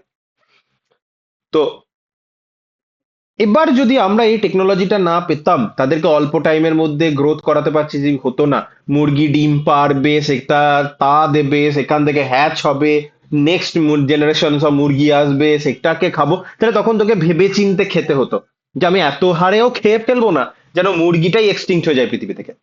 তো সেটাই এখানে বলতে চেয়েছে, আমরা এনভায়রনমেন্টের উপর ডিপেন্ডেন্ট, কিন্তু তার ভাইটাল সিস্টেমকে যতটা পারবো আমরা ইনট্যাক্ট রাখার চেষ্টা করব। আর ইনট্যাক্ট আমরা রাখতে পারি না বলেই তো এখানে আমরা সিলেবাসে এন্ডেঞ্জার্ড স্পিসিস আমরা পড়লাম, কোথাও তো একটা মার্ক করলাম আমি, তাই না? কোথাও তো একটা মার্ক করেছি, যা কোথাও একটা মার্ক করেছি এখানে। ওই কারণে তাহলে যতটা পসিবল আমাদের ইনট্যাক্ট রাখতে হবে, না আমাদেরই ক্ষতি হবে ultimately. Our dependence on nature is so great that we cannot continue to live without protecting the earth's environmental resources. এই জন্যই এত কিছু রিনিউয়েবল এনার্জি সোর্সেস এর দিকে আমরা এগোচ্ছি, এত ডিজেল পেট্রোলের গাড়ি সরিয়ে দিয়ে ইভির দিকে আমরা এগোচ্ছি। এবার সেই রিলেটেডও অনেক কন্ট্রোভার্সি আছে, সেসব নিয়ে আলোচনার ক্লাস নয়, আমি যাচ্ছিও না। কার্বন ফুটপ্রিন্ট কমাতে হবে আলটিমেটলি আমাদের। This has lead to many cultural practices, সেসব প্রোটেক্ট করার জন্য অনেক কথা এখানে লেখা রয়েছে, আমি দিয়ে দিয়েছি, যার যা পড়তে ইচ্ছা একবার রিডিং পড়ে নিলেই বুঝতে পারবি যে বিভিন্ন কালচারাল প্র্যাকটিস রয়েছে এই এনভায়রনমেন্টাল রিসোর্সেস গুলোকে প্রোটেক্ট করার জন্য। ঠিক আছে, আর ঠিক আছে, এগুলো এগিয়ে আসি। ওই যেগুলো বলছিলাম, আমরা ফার্টিলাইজার পেস্টিসাইড ইউজ করে আমরা বিভিন্ন কি বলে গাছ, সবজি বা ফসল আমরা বেশি ফলাচ্ছি, দ্যাট ইজ গ্রিন রেভলিউশন, এসব আমরা করেছি। বা ন্যাচারাল রিসোর্সে পেট্রোলিয়াম প্রোডাক্ট, এই যে এত পড়ার দরকার নেই, ইচ্ছা করে দেওয়া আছে, যার ইচ্ছা হবে সে পড়বে, একবার দেখবি, না ইচ্ছা হলে নাই। ঠিক আছে,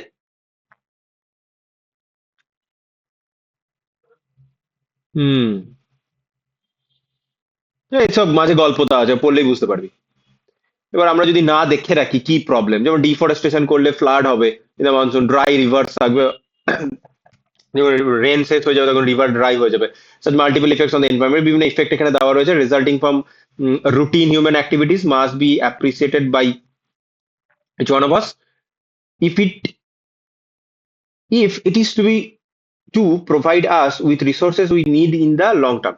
Our natural resources can be compared with, মানে এসব গল্প দিয়েছে ব্যাংকের টাকার মতো, তুই যদি সেই টাকা ইনকাম না করে তুই যদি খরচা করতে থাকিস, তাহলে তোর টাকা একটা টাইমে শেষ হয়েই যাবে, এখানে সেটাই বলছে।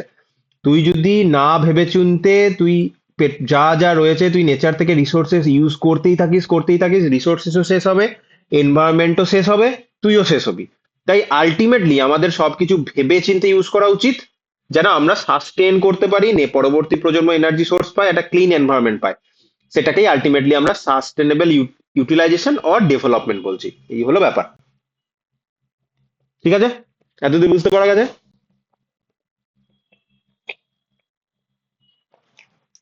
হ্যাঁ স্যার, বোঝা যাচ্ছে। কিছু নেই, আহামরি কিছু নেই, একবার রিডিং পড়ে নিবি তাহলেই হবে। এখানে প্রয়োজনের থেকে বেশি জিনিস আমি রিসোর্সেস ওদের দিয়ে রেখেছি, এত পড়ার দরকার নেই। পাবলিক অ্যাওয়ারনেসটা এখানে সিলেবাসে নেই, এখানে এমনি দেওয়া রয়েছে মানুষের কি কি করা উচিত সেই সম্বন্ধে, স্কিপ। ম্যাথামেটিক্স অফ গ্রোথটা আমি লাস্টে বলবো, তার আগে আমরা একটু গল্পের মতো আর একটু জায়গা রয়েছে সেটা পড়ে নিই, তারপর ম্যাথামেটিক্স অফ গ্রোথে আমি আসছি। একটু ম্যাথ রয়েছে ওই জায়গাটাতে, এখানে যা রয়েছে এত পড়তে হবে না, চিন্তা নেই, দিয়ে রেখেছি সিলেবাস ধরে। এবার আমাদের এই প্যারাগ্রাফটাতে পরের দিন আমরা এনার্জি ব্যালেন্স পড়বো, এই প্যারাগ্রাফটাতে ডেফিনেশন অফ রিসোর্সেস। এবার টপিকটা পড়ার আগে, এগুলো যেহেতু সিম্পল জিনিস, তোরা জানিস, টার্মগুলো শুনেও নিজে বুঝতে পারছিস, আমি যদি বলি রিসোর্স কাকে বলে, কি বলবি রিসোর্স কাকে বলে? নিজের ধারণাতে কি মনে হয় রিসোর্স কাকে বলে? রিসোর্স মানে তো বুঝিস,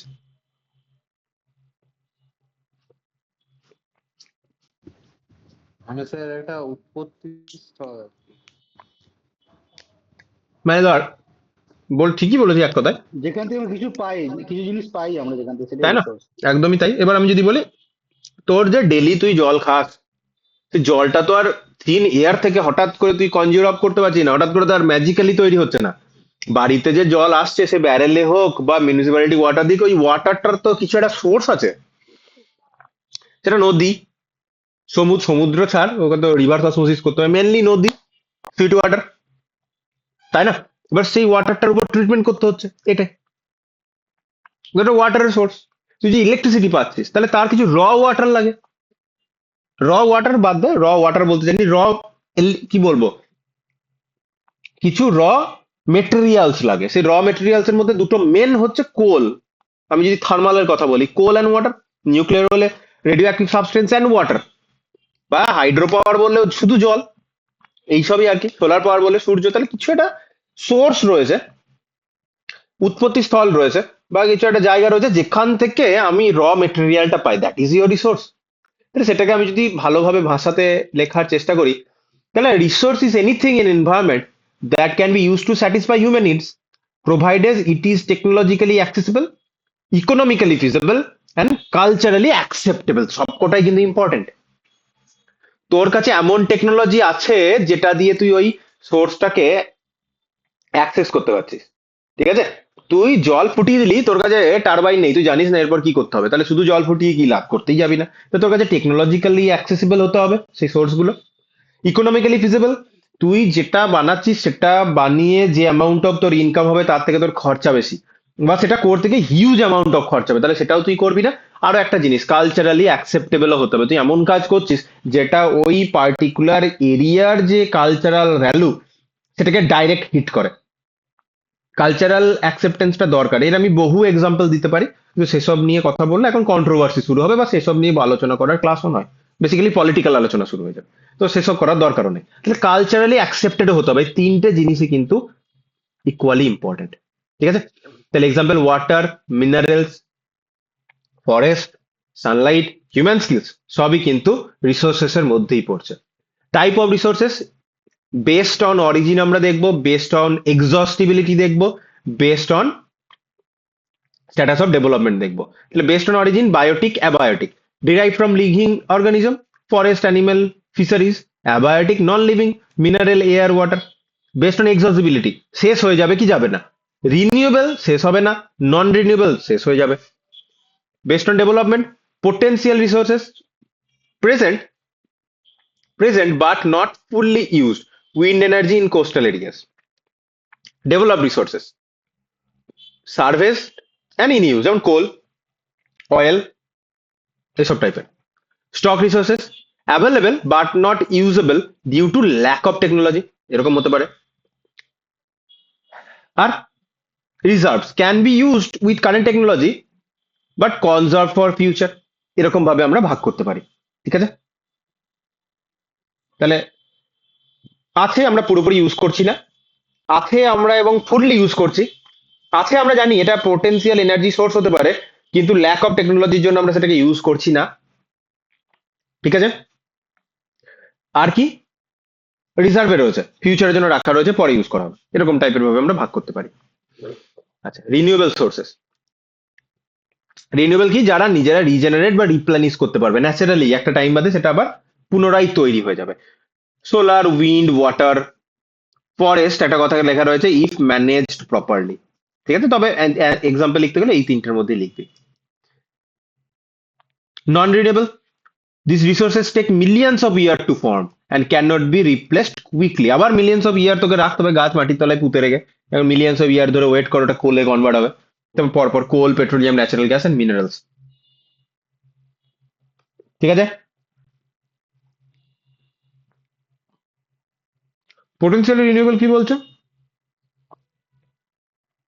These are renewable sources that can become non-renewable if over-exploited. Over-exploit মানে প্রয়োজনের থেকে বেশি ব্যবহার করা। Forest, ground water, soil fertility, wild life, এগুলো এর মধ্যে এক্সাম্পলের মধ্যে পড়বে।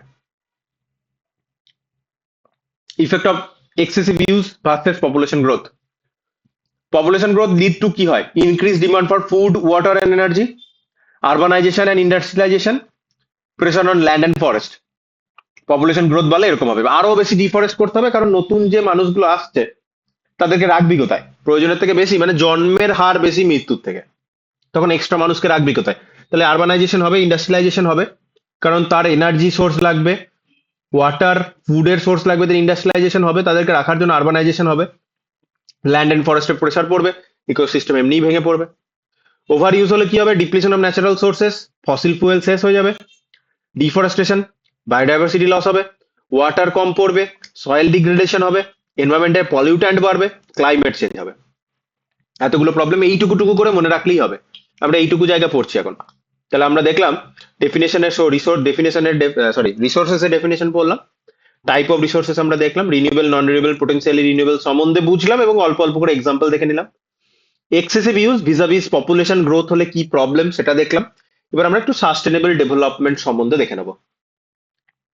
তো কি সাস্টেনেবল ডেফিনেশন কি? Development that meets the need of the present without compromising the availability of future generation to meet their own need। তাহলে that is your sustainable development. তাহলে এমন ভাবে তুই রিসোর্সেস কি ইউজ করছিস যেন তোর চাহিদাটাও মিটছে এবং ফিউচার জেনারেশনের জন্য রিসোর্সেস থাকছে, এনভায়রনমেন্টও ক্লিন থাকছে। That is your sustainable development. কি প্রিন্সিপাল কি? Judicious use of resources, that means অপ্রয়োজনীয় মাত্রাতিরিক্ত ভাবে রিসোর্সেস আমরা ইউজ করবো না, যতটা দরকার ততটা, এবং যেখানে রিসোর্সেস ইউজ হচ্ছে সেই মেশিনারির বা সেখানের এফিসিয়েন্সি আমরা যতটা বাড়াতে পারি ততটা। এবার যেমন আবার আমি থার্মাল পাওয়ার প্ল্যান্টের এক্সাম্পল দিচ্ছি। এখানে থার্মাল পাওয়ার প্ল্যান্ট গুলো মোটামুটি 36 থেকে 40% এফিসিয়েন্সিতে কাজ করে। দ্যাট মিনস তুই যতটা হিট জেনারেট করে যতটা অ্যামাউন্ট অফ স্টিম তুই তৈরি করছিস, টোটাল স্টিমটা গিয়ে কিন্তু টারবাইনকে ঘোরাচ্ছে না, তার হিট লস হচ্ছে, অনেক কিছু হচ্ছে, প্রবলেম হচ্ছে। আর তাহলে তো 80, 90, 100%-এ তুই কাজ করতে পারতি, হচ্ছে 36 থেকে 40% এফিসিয়েন্সিতে। দ্যাট ইজ খুবই ভালো কন্ডিশন আর কি। সুপার ক্রিটিক্যাল যে পাওয়ার প্ল্যান্ট গুলো রয়েছে, ওয়াটারকে তার ক্রিটিক্যাল টেম্পারেচারের উপরে নিয়ে চলে যাবে, আরো সুপার ক্রিটিক্যাল কন্ডিশনে নিয়ে যায়, সেখানে এফিসিয়েন্সি বেড়ে 42, 43, 45%-এর দিকে যায়। তাহলে আমরা আরো বেশি এফিসিয়েন্সির দিকে এগোচ্ছি। তাহলে আমাদের যতটা অ্যামাউন্ট অফ কোল বার্ন হচ্ছে তার এগেনস্টে যতটা ইলেকট্রিসিটি পাচ্ছি, এখন তার থেকে বেশি ইলেকট্রিসিটি যেন আমরা জেনারেট করতে পারি। তাহলে আমরা রিসোর্সেস আগে যা ইউজ হচ্ছিল তাই ইউজ করছি, এনার্জিটা বেশি পাচ্ছি, এরকম। Conservation of environment, use of renewable energy, বেশি করে ইউজ করবো সোলার পাওয়ার প্ল্যান্ট যা যা আছে আর কি। Reduction of West and pollution, balance between economic growth and ecology. Example of sustainable practices কি হবে? রেন ওয়াটার হারভেস্টিং করতে পারি, অ্যাফরেস্টেশন, গাছ লাগাও, সোলার অ্যান্ড উইন্ড এনার্জি আরো বেশি করে ইউজ করো, বাড়ির ছাদে ছাদে এখন দেখবি সোলার প্যানেল ইনস্টলেশনের জন্য গভর্নমেন্ট থেকে সাবসিডি দেয়। রিসাইকেল করে রিইউজ করবো, বারবার একটা জিনিস ইউজ করে ফেলে দিলাম সেটা পড়েই রইলো সেরকম নয়, রিইউজ করার চেষ্টা করবে। তার জন্য দেখি অ্যাডিডাস ফ্যাডিডাস এরকম বিভিন্ন কোম্পানিগুলো জুতো ফুতো কিনে লেখা থাকে যেখানে এতগুলো প্লাস্টিকের বটল ইউজ হয়েছে। আমার কাছে একটা এইচপির ব্যাগ রয়েছে, তো এইচপি ব্যাগ এখানে লেখা রয়েছে made from recycle water bottles, your bag has saved 13 bottles. তাহলে এখানে 13টা প্লাস্টিকের বোতলের রিসাইকেল করা হয়েছে ব্যাগটা বানানোর জন্য, আরো কিছু লেগেছে কিন্তু 13টা বোতলও ইউজ হয়েছে। সাস্টেনেবল এগ্রিকালচার এই দাঁড়ালো।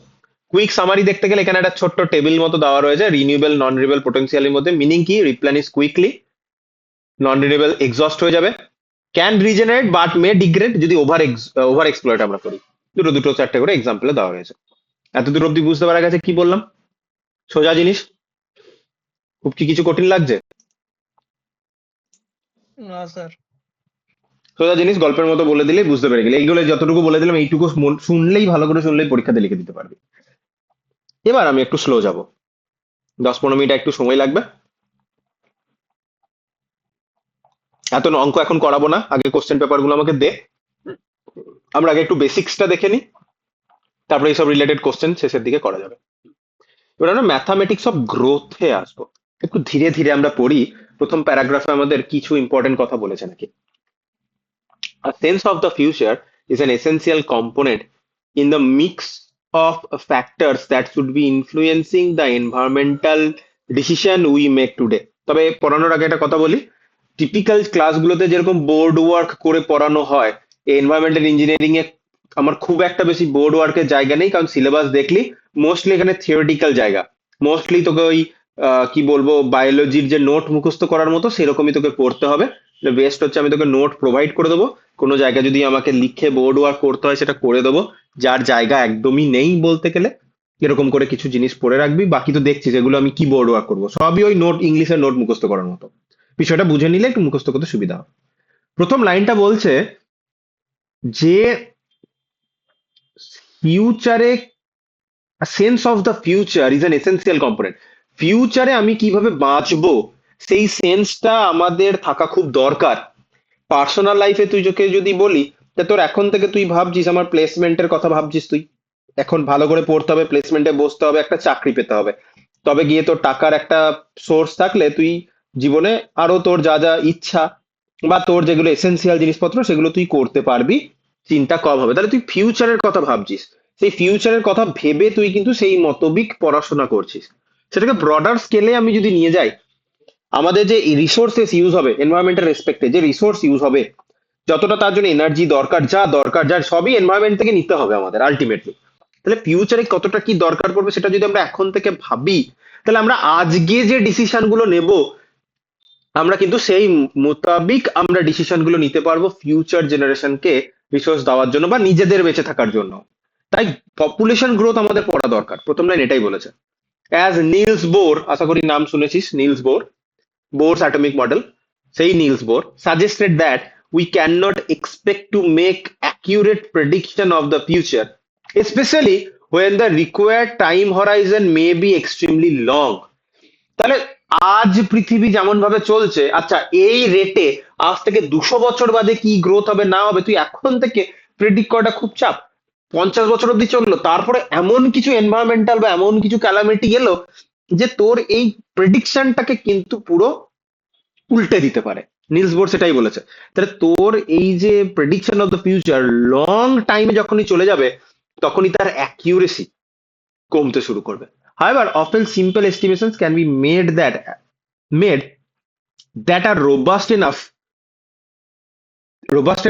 that the insight they provide is most accurately valid. ঠিক আছে, তাহলে আমরা সিম্পল এস্টিমেশন করব, সেই সিম্পল এস্টিমেশন আমাদের যে ডেটাটা দেবে, যেমন আমরা এই যে ফার্স্ট অর্ডার কাইনেটিক্স আমরা এখানে ইউজ করব, সেই সিম্পল এস্টিমেশন মোটামুটি আমাদের একটা কাজ চালানোর মতো ডেটা দিয়ে দেবে, মোটামুটি এই রেঞ্জে হবে, সেই অনুযায়ী আমরা ডিসিশন নেবো। কিছু তো আমাদের ডিসিশন নিতে হবে, যে 10 বছর বাদে অনেক কিছুই হয়ে যেতে পারে। আমি আজকে বেঁচে তোদের ক্লাস নিচ্ছি, আমি কালকে মরেও যেতে পারি, কথাটা তো সেটা নয়। আমি স্যার বলছি স্ক্রিনটা স্ক্রিনটা কি হয়েছে, কি হয়েছে, কি হয়েছে দেখছেন স্যার?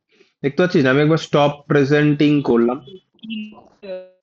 নেটওয়ার্ক ড্রপ হচ্ছে, আমি বুঝতে পারছি নেটওয়ার্ক ড্রপ হচ্ছে, তোদের কথাটা ঠিক করে আসছে না, দেখতে এই যে ইন্টারনেট প্রবলেম হচ্ছে। পাচ্ছেন? ইন্টারনেট প্রবলেম হচ্ছে, বেশ।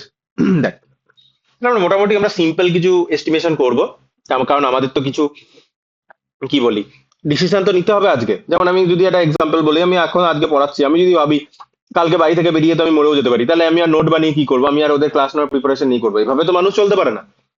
আমি তোদেরকে নেক্সট 2 মান্থসের মধ্যে এই চ্যাপ্টারটা শেষ করব, সেই অনুযায়ী আমাকে আজ ডিসিশন নিতে হচ্ছে। হয়তো হতে পারে 1.5 মাসে শেষ হয়ে গেল, হয়তো হতে পারে আমার 2.5 মাস লাগলো। তা আমার কিছু তো প্রেডিকশন আমাকে করতে হবে, সিম্পল ক্যালকুলেশন করে, সব বলতে চেয়েছে। এবার আমরা ইনিশিয়ালি যেটা পড়ছি সেটাকে আমরা বলবো এক্সপোনেনশিয়াল গ্রোথ। এক্সপোনেনশিয়ালি বাড়বে, হু হু করে বাড়বে। কখন? তখনই এটা বাড়বে যখন যে প্রাণীগুলো বা যাদেরই যে ধর কোনো একটা পার্টিকুলার প্রাণী কোনো একটা জায়গাতে ব্যাকটেরিয়াল গ্রোথই আমরা ভাবছি। ইনিশিয়ালি কোনো একটা পেট্রি ডিশ নিয়েছিস, ব্যাকটেরিয়ার কালচার মিডিয়াম, অনেক বেশি রিসোর্স রয়েছে, মানে তাদের খাদ্য প্রচুর রয়েছে, কিন্তু ব্যাকটেরিয়ার সংখ্যাটা ইনিশিয়ালি কম। তাহলে ব্যাকটেরিয়া কম, প্রচুর খাদ্য, কাউকে খাবারের জন্য মারামারি করতে হচ্ছে না, হু হু হু করে তার সংখ্যাটা বাড়বে। তাহলে এইটাকেই আমরা বলছি এক্সপোনেনশিয়াল গ্রোথ। কিন্তু সারা জীবন তো একটা এক্সপোনেনশিয়াল গ্রোথ থাকবে না, একটা টাইমে রিসোর্সেস কম হতে শুরু করবে, তখন গ্রোথও ফল করতে শুরু করবে তখনই। এবং হিউম্যান বুদ্ধিমান প্রাণী, আমরা সেজন্য খাবারের কেন তাড়াতাড়ি ফলাতে পারি, যেন রিসোর্সেস মিট হয়, মানে যত রিসোর্সেস দরকার সেটা আমরা যেন মিট করতে পারি, সেই অনুযায়ী আমরা বিভিন্ন টেকনোলজি নিয়ে এসেছি যেন সেই চাহিদাটা আমরা পূর্ণ করতে পারি। কিন্তু ব্যাকটেরিয়া তো সেটা পারছে না, তাহলে তখন গ্রোথে কম আসবে। তাহলে ইনিশিয়াল ফেজে যখন রিসোর্সেস প্রচুর থাকবে কিন্তু প্রাণী কম থাকবে, তখন এক্সপোনেনশিয়াল গ্রোথ হবে তাদের। ঠিক আছে, তাহলে exponential growth occurs in any situation where the increase in some quantity is proportional to the amount currently present। তাহলে কোনো একটা কোয়ান্টিটি বেড়ে গেছে যে অ্যামাউন্টটা এখন রয়েছে তার থেকে। This type of growth is quite common, the mathematics required to present is relatively simple. তাই আমরা এক্সপোনেনশিয়াল গ্রোথ ইনিশিয়ালি পড়ছি, ইয়েট এক্সট্রিমলি ইম্পর্টেন্ট, কারণ ইনিশিয়াল ফেজে আমরা এক্সপোনেনশিয়াল গ্রোথই দেখবো। ঠিক আছে, তাহলে exponential growth is a particular case of first order rate process. তাহলে এটা একটা শর্ট কোশ্চেন হতে পারে। এক্সপোনেনশিয়াল গ্রোথ কত অর্ডার কাইনেটিক্স, কত অর্ডার রেট, এসব যদি বলে অলওয়েজ মার্ক করা দিই ফার্স্ট অর্ডার। ওয়ান লেখা থাকলে ওয়ান মাথায় ঢুকিয়ে নেয়, রেডিও অ্যাক্টিভ ডিকের মতো। এবার দেখ কি করে করতে পারি। N0 হচ্ছে ইনিশিয়াল অ্যামাউন্ট, তাহলে ইনিশিয়াল নাম্বার অফ ব্যাকটেরিয়া তুই ভাব। NT হচ্ছে অ্যামাউন্ট আফটার টি ইয়ার্স, তাহলে N0 ইনিশিয়ালি ছিল, টি বছর বাদে সেটা NT অ্যামাউন্ট হয়েছে। আর হচ্ছে গ্রোথ রেট, তাহলে বেড়েছে, তাহলে N0 থেকে NT তে বেড়েছে। সিম্পল হিসাব। আমি যদি বলি ইনিশিয়ালি ছিল N0, তার রেট হচ্ছে R% রেটে বাড়ছে, বা আমি তোকে সিম্পল বলি আমার কাছে 100 টাকা ছিল, প্রতি বছর 10% রেটে বাড়ছে, তাহলে N0 যদি তোর কাছে 100 হয়, রেট যদি 10% হয়, তাহলে এক ফার্স্ট ইয়ারে গিয়ে তোর কাছে কত টাকা থাকবে?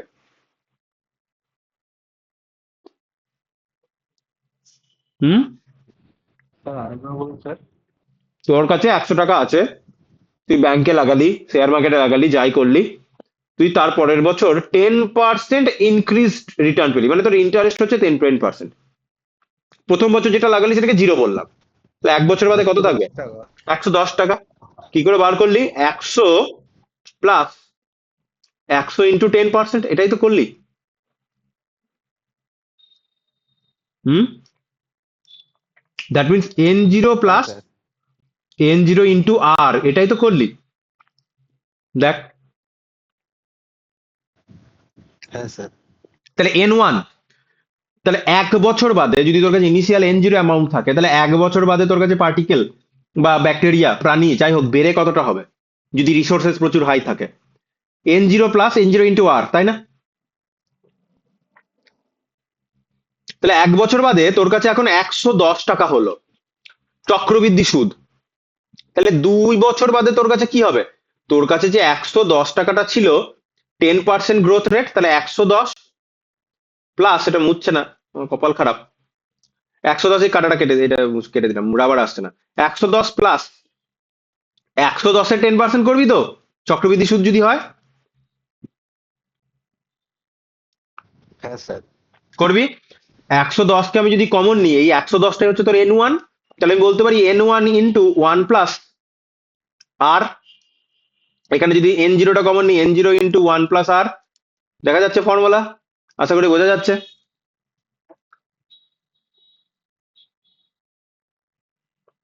বোঝা যাচ্ছে? সেকেন্ড লাইনটা যেটা আন্ডারলাইন করলাম, তারপরটা আমি বলছি, না গেল না? হ্যালো, হ্যাঁ স্যার। এটা বোঝা গেল? এবার N1 এর ভ্যালু হচ্ছে অলরেডি N0 ইন্টু 1 প্লাস আর, তাহলে N1 এর জায়গাতে N0 ইন্টু 1 প্লাস আর বসালে কি হবে? N0 ইন্টু 1 প্লাস আর এর স্কোয়ার। ঠিক আছে, এই লাইনটা না ভাবলেও হবে। তাহলে এই অনুযায়ী N1 N2 N3 করতে করতে আমি যদি NT তম ইয়ারে পৌঁছাই তাহলে কি হবে? বা আমি যদি বলি N4 হলে কি হবে? N0 into 1 plus R to the power 4 হবে অবভিয়াসলি। তাহলে টি তম বছরে, তাহলে তুই যখন এই যে টি ইয়ার্স, তোর কাছে পপুলেশন কত হবে? N0 into 1 plus R to the power T হবে। বোঝা গেছে ফর্মুলাটা এক্সপোনেনশিয়াল গ্রোথের? বাস, এই ফর্মুলাটা খেয়াল রাখবি, আমাদের এক্সপোনেনশিয়াল গ্রোথটা ইম্পর্টেন্ট। ঠিক আছে, এবার আমরা ছোট ছোট কিছু জিনিস দেখে নেবো। কন্টিনিউয়াস কম্পাউন্ডিং, তাহলে for most event of interest in the environment it is usually assume that the growth curve is smooth continuous function without annual jump, that is to is best. এইটা যেটার উপর আমরা বেস করে পড়লাম, simple formula পড়ছি, কিন্তু এত সহজ এনভায়রনমেন্ট কাজ করে না। আমরা কিন্তু একটা রিলেটিভলি সিম্পল ফর্মুলা নিয়ে আলোচনা করছি যে প্রতি বছর 10% রেটেই বাড়ছে। তোর কমন সেন্স কি বলছে? আজ 10% রেটে যদি পপুলেশন বাড়ে, পরের বছরও 10% রেটেই বাড়বে, তার কি কোনো গ্যারেন্টি আছে? হুম, বা নেক্সট 100 বছর 10% রেটেই পপুলেশন বাড়বে, তার গ্যারেন্টি আছে কোথাও? না স্যার। কোনো গ্যারেন্টি নেই। এনভায়রনমেন্টাল ফ্যাক্টর কিভাবে চেঞ্জ হয়ে যাবে সেটা কেউ জানে না। আমরা এখানে কিন্তু একটা সিম্পল আলোচনা করছি, আমরা কিন্তু টি ইয়ার এর প্রেডিকশন করছি 10% এই বছর বেড়েছে, ধরে নিলাম নেক্সট 10 ইয়ার্স আমরা 10% রেটটাকে বজায় রাখলে কতটা গ্রোথ হতে পারে আমরা সেটা ভাবছি। কোনো বছর গ্রোথ 10 থেকে বেড়ে 12 বা কোনো বছর 10 থেকে কমে 8 হচ্ছে না, আমরা এটা ধরে নিয়ে আলোচনা করছি, সেই কথাটা কিন্তু এখানে বলেছে কন্টিনিউয়াস কম্পাউন্ডিং এ উইদাউট অ্যানুয়াল জাম্পস। তাহলে প্রতি বছর যে গ্রোথ রেট বাড়বে কমবে এটাও ভাবতে পারি, তাহলে সেটা কিন্তু আমরা ধরছি না, প্রতি বছর 10% বেড়ে বেড়ে যাচ্ছে, তাহলে একটা স্মুথ কার্ভ পাবে তুই। তাহলে in financial calculation this is refer to as continuous compounding. কারণ ব্যাংকিং এর ক্ষেত্রে তোকে যখন ব্যাংক একটা রেট বলে দিল ওই রেটেই লক হয়ে গেল, ওই রেটেই বাড়বে এখন, তাহলে সেটা সুবিধা। তাহলে আমরা ফাইন্যান্সের ক্ষেত্রে এই জিনিসটা করি, ঠিক আছে। এবার এটা মনে রাখবো, ডিএনডিটি টি টাইমে আমার অ্যামাউন্টের, এটা যদি টাকা হয় বা কোনো একটা পার্টিকেলের পরিমাণ হয়, ব্যাকটেরিয়ার সংখ্যা মানুষের সংখ্যা যাই বলি, ডিএনডিটি আশা করি আমরা বুঝি। আমি যদি যদি বলি ডিএক্স ডিটি, এক্স হচ্ছে ডিসপ্লেসমেন্ট, টি হচ্ছে টাইম, ডিএক্স ডিটির কি, ডিএক্স ডিটি মানে কি? টাইমের রেসপেক্টে টাইমের কোনো চেঞ্জ হচ্ছে sir? That means your velocity. টাইমের, হ্যাঁ স্যার। ভেলোসিটি, তার মানে এই যে ডিএনডিটি বলছি, এটা যদি আমি বলি নাম্বার অফ হিউম্যান যদি বলি, তাহলে rate of change of human with time T, তাই না? এটা হচ্ছে rate of change of distance with time T, rate তো বেসিক্যালি। এটা যদি টাকা হয় টাকার পরিমাণের চেঞ্জ টি টাইমে, ব্যাকটেরিয়া হলে ব্যাকটেরিয়ার পরিমাণ চেঞ্জ, মানুষ হলে মানুষের পরিমাণ চেঞ্জ, সেটা ইকুয়াল টু আর, যেটা গ্রোথ রেট ছিল সেটাকে আমরা রেট কনস্ট্যান্ট পড়েছিলাম সময় কাইনেটিক্সে। রেডিও অ্যাক্টিভিটিতে যেমন পরিমাণটা কমে যায়, একটা জিনিস লক্ষ্য করছি, রেডিও অ্যাক্টিভিটি যখন পড়েছিলি এন টুটা হচ্ছে নাম্বার অফ অ্যামাউন্ট রিমেনিং, কারণ ভেঙে যাচ্ছে, ডিসইন্টিগ্রেট করছে, এখানে কিন্তু পরিমাণটা বাড়ছে, উল্টো ক্যালকুলেশন আর কি, সেটা ইনটু এন যতটা ছিল ইনিশিয়ালি। এখান থেকে আপন ইন্টিগ্রেশন ফিন্টিগ্রেশন করলে এইটাকে আলটিমেটলি খেয়াল রাখবি, ঠিক আছে। 4 নম্বর ইকুয়েশন, রেকর্ডেড ভিডিও পেয়েই যাবি, কোন ইকুয়েশন গুলোকে আমি ইম্পর্টেন্ট বলছি দেখতেই পাবি। 4 নম্বর ইকুয়েশন, এইটা একটু মনে রাখবো, এন বা এটাকে এন টিও তুই বলতে পারিস। তাহলে টি টাইমে কতগুলো মানুষ থাকবে, ব্যাকটেরিয়া থাকবে, অ্যামাউন্ট কি হবে, সেটা equal to N zero, initially কতটা অ্যামাউন্ট ছিল, into E to the power R into T. আমি যখন রেডিও অ্যাক্টিভ ডিকের ফর্মুলা বলেছিলাম তখন বলেছিলাম E to the power minus lambda T. এই মাইনাসটা এসেছিল কেন? কারণ তখন সাবস্টেন্স ডিকে করছে, ভেঙে যাচ্ছে, এখানে কিন্তু পপুলেশন গ্রোথ হচ্ছে, তাই এখানে কিন্তু নেগেটিভ টার্মটা নেই, মাইন্ডেড, ঠিক আছে। এই ফর্মুলাটা খুব ইম্পর্টেন্ট, মনে থাকবে, ফার্স্ট অর্ডার কাইনেটিক্স এর ফর্মুলা, ঠিক আছে। হুম, না বুঝলি না? এটা এখানে এখানে ইন্টিগ্রেট করে দিলে এক্ষুনি দেখিয়ে দেওয়া যায়, এমন কিছু হাতি ঘোড়া নয়, এমন কিছু হাতি ঘোড়া ক্যালকুলেশন নয়, ঠিক আছে। হ্যাঁ স্যার, বুঝতে পেরেছি। ভেরিয়েবলটা সেপারেট করে দিবি, ডিএনএ নিচে নিয়ে এন নিয়ে চলে আসবি, ডিটি কে এদিকে দিবি, বোথ সাইডে ইন্টিগ্রেশন চাপাবি, আর স্যার ওখানে লাস্টে সি এর একটা ভ্যালু আসবে আলাদা করে, ওটা আলাদা করে বসিয়ে বসিয়ে দিলেই হবে, তো যদি ইন্টিগ্রেশন লাগছে না, এটা মনে রাখবো। আবার বলছি, তুই যদি এইচএস এর বই খুলিস তখন এই ডিএনডিটি এখানে ক্যালকুলেশন একটা নেগেটিভ থাকবে, কারণ ওটা ডিকে, এটা কিন্তু গ্রোথ, তাই এখানে নেগেটিভটা নেই এবং এখানে পাওয়ারটা পজিটিভ আছে, এই ফর্মুলাটা ইম্পর্টেন্ট। এবার হচ্ছে ডবলিং টাইম, যদি এরকম কন্টিনিউয়াস কম্পাউন্ডিং হয় কত সময় বাদে তোর পরিমাণটা আগে ডবল হবে, ঠিক আছে। তাহলে গ্রোথ ফ্রম এন থেকে two N zero, N zero থেকে two N zero, two N zero থেকে ফোর এন জিরো, এরভাবে কতক্ষণে বাড়বে, কিছুই না। তাহলে তোর এখন এন টিটা কি হবে, এন টিটা হবে টু এন জিরো, রাইট। তাহলে টি টাইমে যে অ্যামাউন্টটা সেটা হচ্ছে ইনিশিয়ালের ডবল, এখানে বসিয়ে দেওয়া হয়েছে, ফর্মুলা বেরিয়ে চলে এসেছে, দেখ L N T equal to R into TD, মানে ডাবলিং টাইম, বোঝা গেছে। টিডি, টু টিডি, থ্রি হ্যাঁ স্যার। টিডি, প্রথমবার ডবল হলো, আবার তা ডবল হলো, আবার তা ডবল হতে হতে গেল, সিম্পল। বেশ, হাফ লাইফ, হাফ লাইফের ফর্মুলা যখন আসছে দেখ, N equal to N zero E to the power minus K T চলে এলো, তার মানে হাফ লাইফ হচ্ছে, মানে হাফ লাইফ কথা হচ্ছে মানে আগে যতটা ছিল এখন তার অর্ধেক, তাহলে এটা বেসিক্যালি পপুলেশন গ্রোথ নয়, পপুলেশন ডিকে। যখনই তোকে ডিকের কথা বলবে দেখ, এক্সপোনেনশিয়াল ডিকে, ওটা ছিল এক্সপোনেনশিয়াল গ্রোথ, আগের কার্ভটা ছিল উপরে উঠছিল, এই কার্ভটা দেখ নিচে নামছে, তাহলে সেক্ষেত্রে নেগেটিভ সাইন আসবে এবং ফর্মুলাটা হবে T half equal to L N two by K, এটা এইচএস ও পড়েছিলি 0.693 বাই কে, আই বেট হয়তো তোর এইচএস এর পরীক্ষাতেও হাফ লাইফের কোশ্চেন পড়েছিল কেমিস্ট্রিতে। তাহলে দিস ইজ ইয়োর কি হাফ লাইফ হয়ে গেল। এবার আমরা পপুলেশন গ্রোথের দিকে যাই, এখানে কিছু জিনিসপত্র রয়েছে। যে simple exponential model can serve us well for short time Horizon. এবার যখনই রিসোর্সেস কমতে শুরু করবে তখন কি হবে? But obviously, even small growth rate cannot continue for long before environmental constraints limit further increase. তাহলে environmental বিভিন্ন রেস্ট্রিকশন আনবে, তার আর ইনক্রিজ কে বাড়তে দেবে না। সে রেস্ট্রিকশন কি রিসোর্সেস কমে যাবে বাবা, তখনই প্রবলেমটা শুরু হবে। আমি কিন্তু একটু স্পিডে বলছি জিনিসটা কভার করে দেবো বলে, খুব কঠিন জিনিসও কিছু নয়। বোঝা যাচ্ছে না? বেরিয়ে যাচ্ছে কোনো কোনো জিনিস। আমাকে কিন্তু আগেই বলবি, পরে গিয়ে বলবি না ঠিক কিন্তু। আছে পরে গিয়ে আমাকে বলবি না কিন্তু দাদা তুমি একটু তাড়াতাড়ি বলেছিলে, আমি বুঝতে পারিনি। আমি ইচ্ছা করেই তাড়াতাড়ি বলছি, ঠিক আছে? আচ্ছা, তাহলে এই কথাটা বুঝলাম। শর্ট টাইমের জন্য তো না এক্সপোনেনশিয়াল গ্রোথ দেবে, কিছু টাইম বাদে এবার এনভায়রনমেন্ট আসবে সেই গ্রোথটাকে আটকানোর জন্য। এনভায়রনমেন্টের কনস্ট্রেন্টস আসবে। The typical growth curve for bacteria shown figure আমরা দেখেছি, ইলাস্ট্রেশন বোঝাচ্ছে। প্রথমে কিন্তু প্রথমে একটু ল্যাগ ছিল। এই প্রথমে ল্যাগটা কেন এসেছে? কারণ ব্যাকটেরিয়া ওই এনভায়রনমেন্টের সাথে অ্যাক্লিমেটাইজ হচ্ছে, ঠিক আছে? এই নতুন এনভায়রনমেন্ট সে পেয়েছে, কিভাবে সে গ্রোথ হবে, ল্যাগ আছে। ল্যাগ হওয়ার পর এক্সপোনেনশিয়াল সে গ্রোথ নিয়েছে, ঠিক আছে? The lag phase characterized by little or no growth, corresponding to a initial period time when bacteria first inoculated into a fresh medium, ঠিক আছে? After bacteria has adjusted to their new environment, a rapid growth হলো। তারপর হচ্ছে stationery phase. Stationery phase কি আছে? কোথায় কোথায় কোথায়? Exponential growth follows. During this time conditions are optimal, এসব ভালো কথা। As the bacterial food supply begins to deplete, কমতে শুরু করলো, or as toxic metabolic products accumulate, the population enters no growth or stationary phase. Finally, as the environmental becomes more and more hostile, hostile মানে বুঝিস তো, না hostile মানে বুঝিস না? বন্দি আটকে রাখা। হ্যাঁ, ওটা তো হস্টেজ, হ্যাঁ স্যার। ওইখান থেকে আসছে। ওখানে হস্টেজ মানে বন্দি রাখা। তাহলে হস্টাইল এনভায়রনমেন্ট হচ্ছে এমন একটা এনভায়রনমেন্ট যে এনভায়রনমেন্টটা তোর জন্য ক্ষতিকারক, যেটা হচ্ছে হস্টাইল এনভায়রনমেন্ট, ঠিক আছে? তাহলে হস্টাইল মানে হচ্ছে এমন কিছু যা তোর জন্য ক্ষতিকারক, that is your hostile environment. সেটা সেটা কোনো একটা প্রাণী হতে পারে, সেই প্রাণীটা তোর প্রতি হস্টাইল।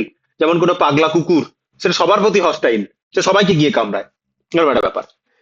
তারপর আছে ডেথ ফেজ, ডেথ রেটটা বেশি হয়ে যাবে। এই হচ্ছে পপুলেশন ডিক্লাইনস। এবার আমাদের যেটা দরকার সেটা হচ্ছে লজিস্টিক গ্রোথ। এটা হিউম্যান পপুলেশন গ্রোথকে বোঝানোর জন্য ইম্পর্টেন্ট, এবং এখানে কিছু কথা আমি বলছি। সব এখানে এত কিছু আছে, এত কিছু একদম আমরা পড়বো না। প্রথম জিনিসটা পড়বো এবং এই 8 নম্বর ইকুয়েশনটাকে আমরা মুখস্থ করে ফেলবো। কোশ্চেন এলে এটা দিয়েই আসবে হিউম্যান গ্রোথের ক্ষেত্রে। পরে পরে আমি কিছু কোশ্চেন করিয়ে দেবো। Population projections are often mathematically model with a logistic or S-shaped sigmoid growth curve such as one shown in the figure নিচে। Suggest an early, এই ধরনের যে sigmoid curve, early exponential growth phase while conditions for growth are optimal, followed by a slower and slower growth as the population nears the carrying capacity of the environment. আচ্ছা, এই লাইনটা শুনে কি মনে হচ্ছে? Carrying capacity of the environment কি মনে হচ্ছে? একটা এনভায়রনমেন্টের ক্যারিং ক্যাপাসিটি কি, কি মনে হচ্ছে?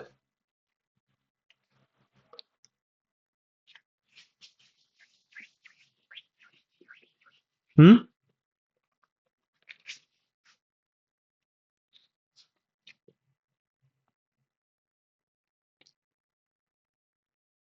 একটা এনভায়রনমেন্টের পপুলেশন ক্যারিং ক্যাপাসিটি মানে কি বলতে চাইছি? একটা সিম্পল এক্সাম্পল দিই, আমি এখনই বানাচ্ছি, এখনই বলছি।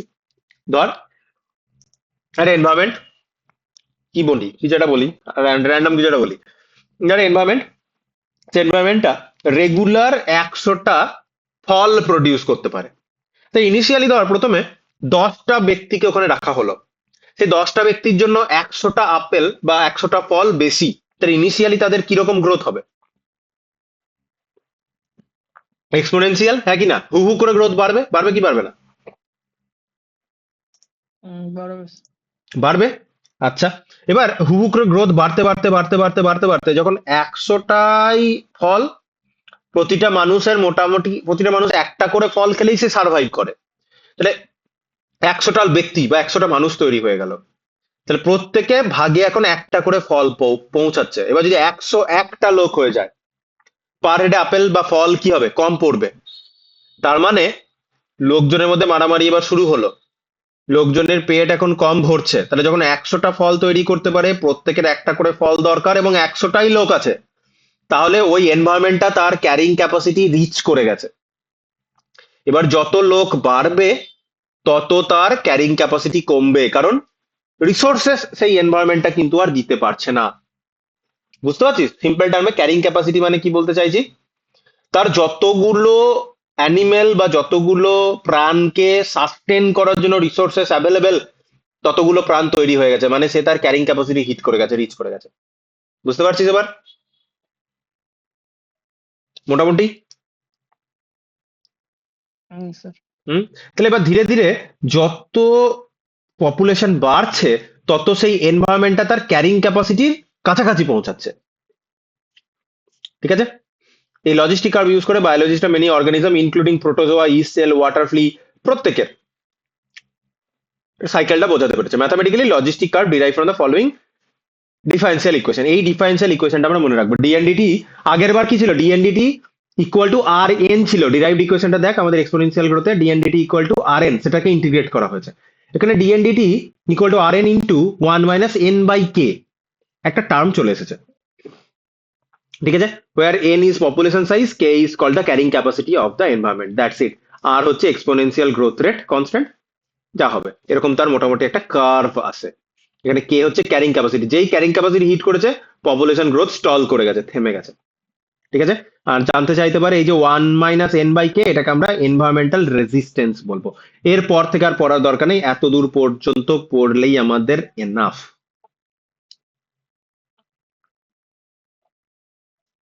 ম্যাক্সিমাম সাস্টেনেবিলিটি, এটা যখন নিউমেরিক্যাল করাবো তখন দেখাবো। আর হিউম্যান পপুলেশনের ক্ষেত্রে 2-3টে কথা আমি বলে দিই। সেটা হচ্ছে হিউম্যান পপুলেশনের ক্ষেত্রে কিছু term. The simplest measure of fertility is the crude birth rate. কাকে বলে? Which is just the number of the living birth per 1000 population in a given year. প্রতি 1000 পপুলেশনে কতগুলো বাচ্চা জন্মালো, এটাকে আমরা বলবো crude, because it does not take into account the fraction of the population that is physically capable of giving birth in a given year. এইসব কিচ্ছু নেয় না। 100 জনের মধ্যে 1000 জনের মধ্যে 1000 জনই মহিলা নয়, সেখানে কিছু ছেলেও থাকবে। এবার সেই 1000 জনের মধ্যে যদি কিছু মহিলা থাকে, সেই মহিলাদের মধ্যে সবারই নতুন প্রাণ মানে বাচ্চা দেওয়ার বা বাচ্চা প্রসব করার, ভালো টার্ম, ক্ষমতা থাকবে না, সেটাই বলতে চেয়েছে। তাহলে this is crude because it does not take into account the fraction of population that is physically capable of giving birth. তাহলে এই 1000 এর মধ্যে কতগুলো আসলে বাচ্চা দেওয়ার মানে বাচ্চা প্রসব করার জন্য কেপেবল, সেটাকে আমরা নিচ্ছিই না। 1000 নিচ্ছি, তার মধ্যে কতটা হচ্ছে, তাই এটাকে ক্রুড বলবো। এবার সে total fertility rate, TFR, average number of children that would be born alive to a woman. Alive হতে হবে, assuming current specific birth rate even. ঠিক আছে, ভালো কথা। It is a good measure of the average number of children each woman is likely to have during her life span. হলো। Next কি আসছে? The simple measure of mortality is the crude death rate, is the number of deaths per 1000 population per year. Next, the difference between the crude birth rate, B বলছি আমরা, and a crude death rate, D বলছি, is called natural increase of the population. Obviously 1000 পপুলেশনের মধ্যে কতগুলো জন্মালো, কতগুলো মরলো, মারা গেল আর কি, সেটাকেই আমরা বলবো কি ন্যাচারাল ইনক্রিজ অফ পপুলেশন। তাহলে ন্যাচারাল ইনক্রিজ অফ পপুলেশন আর ইকুয়াল টু B - C। ঠিক আছে? আলটিমেটলি কি এলো? কিছু ইমিগ্রেশন হতে পারে, এমিগ্রেশন হতে পারে। তাহলে এই যে 1000 পপুলেশন আছে, হতে পারে ওই 1000 পপুলেশনের মধ্যে ধর বেসিক্যালি দেখা গেল যে 20টা বাচ্চা জন্মালো, 10 জন বৃদ্ধ মারা গেল, তাহলে তোর কতগুলো পপুলেশন বাড়লো? আলটিমেটলি 10টা। এখন তোর টোটাল পপুলেশন কত দাঁড়ালো? টিপি লিখলাম, 1000 ছিল, 10টা বাড়লো, তুই বললি আমার কাছে এখন কি হলো? 1010টা পপুলেশন।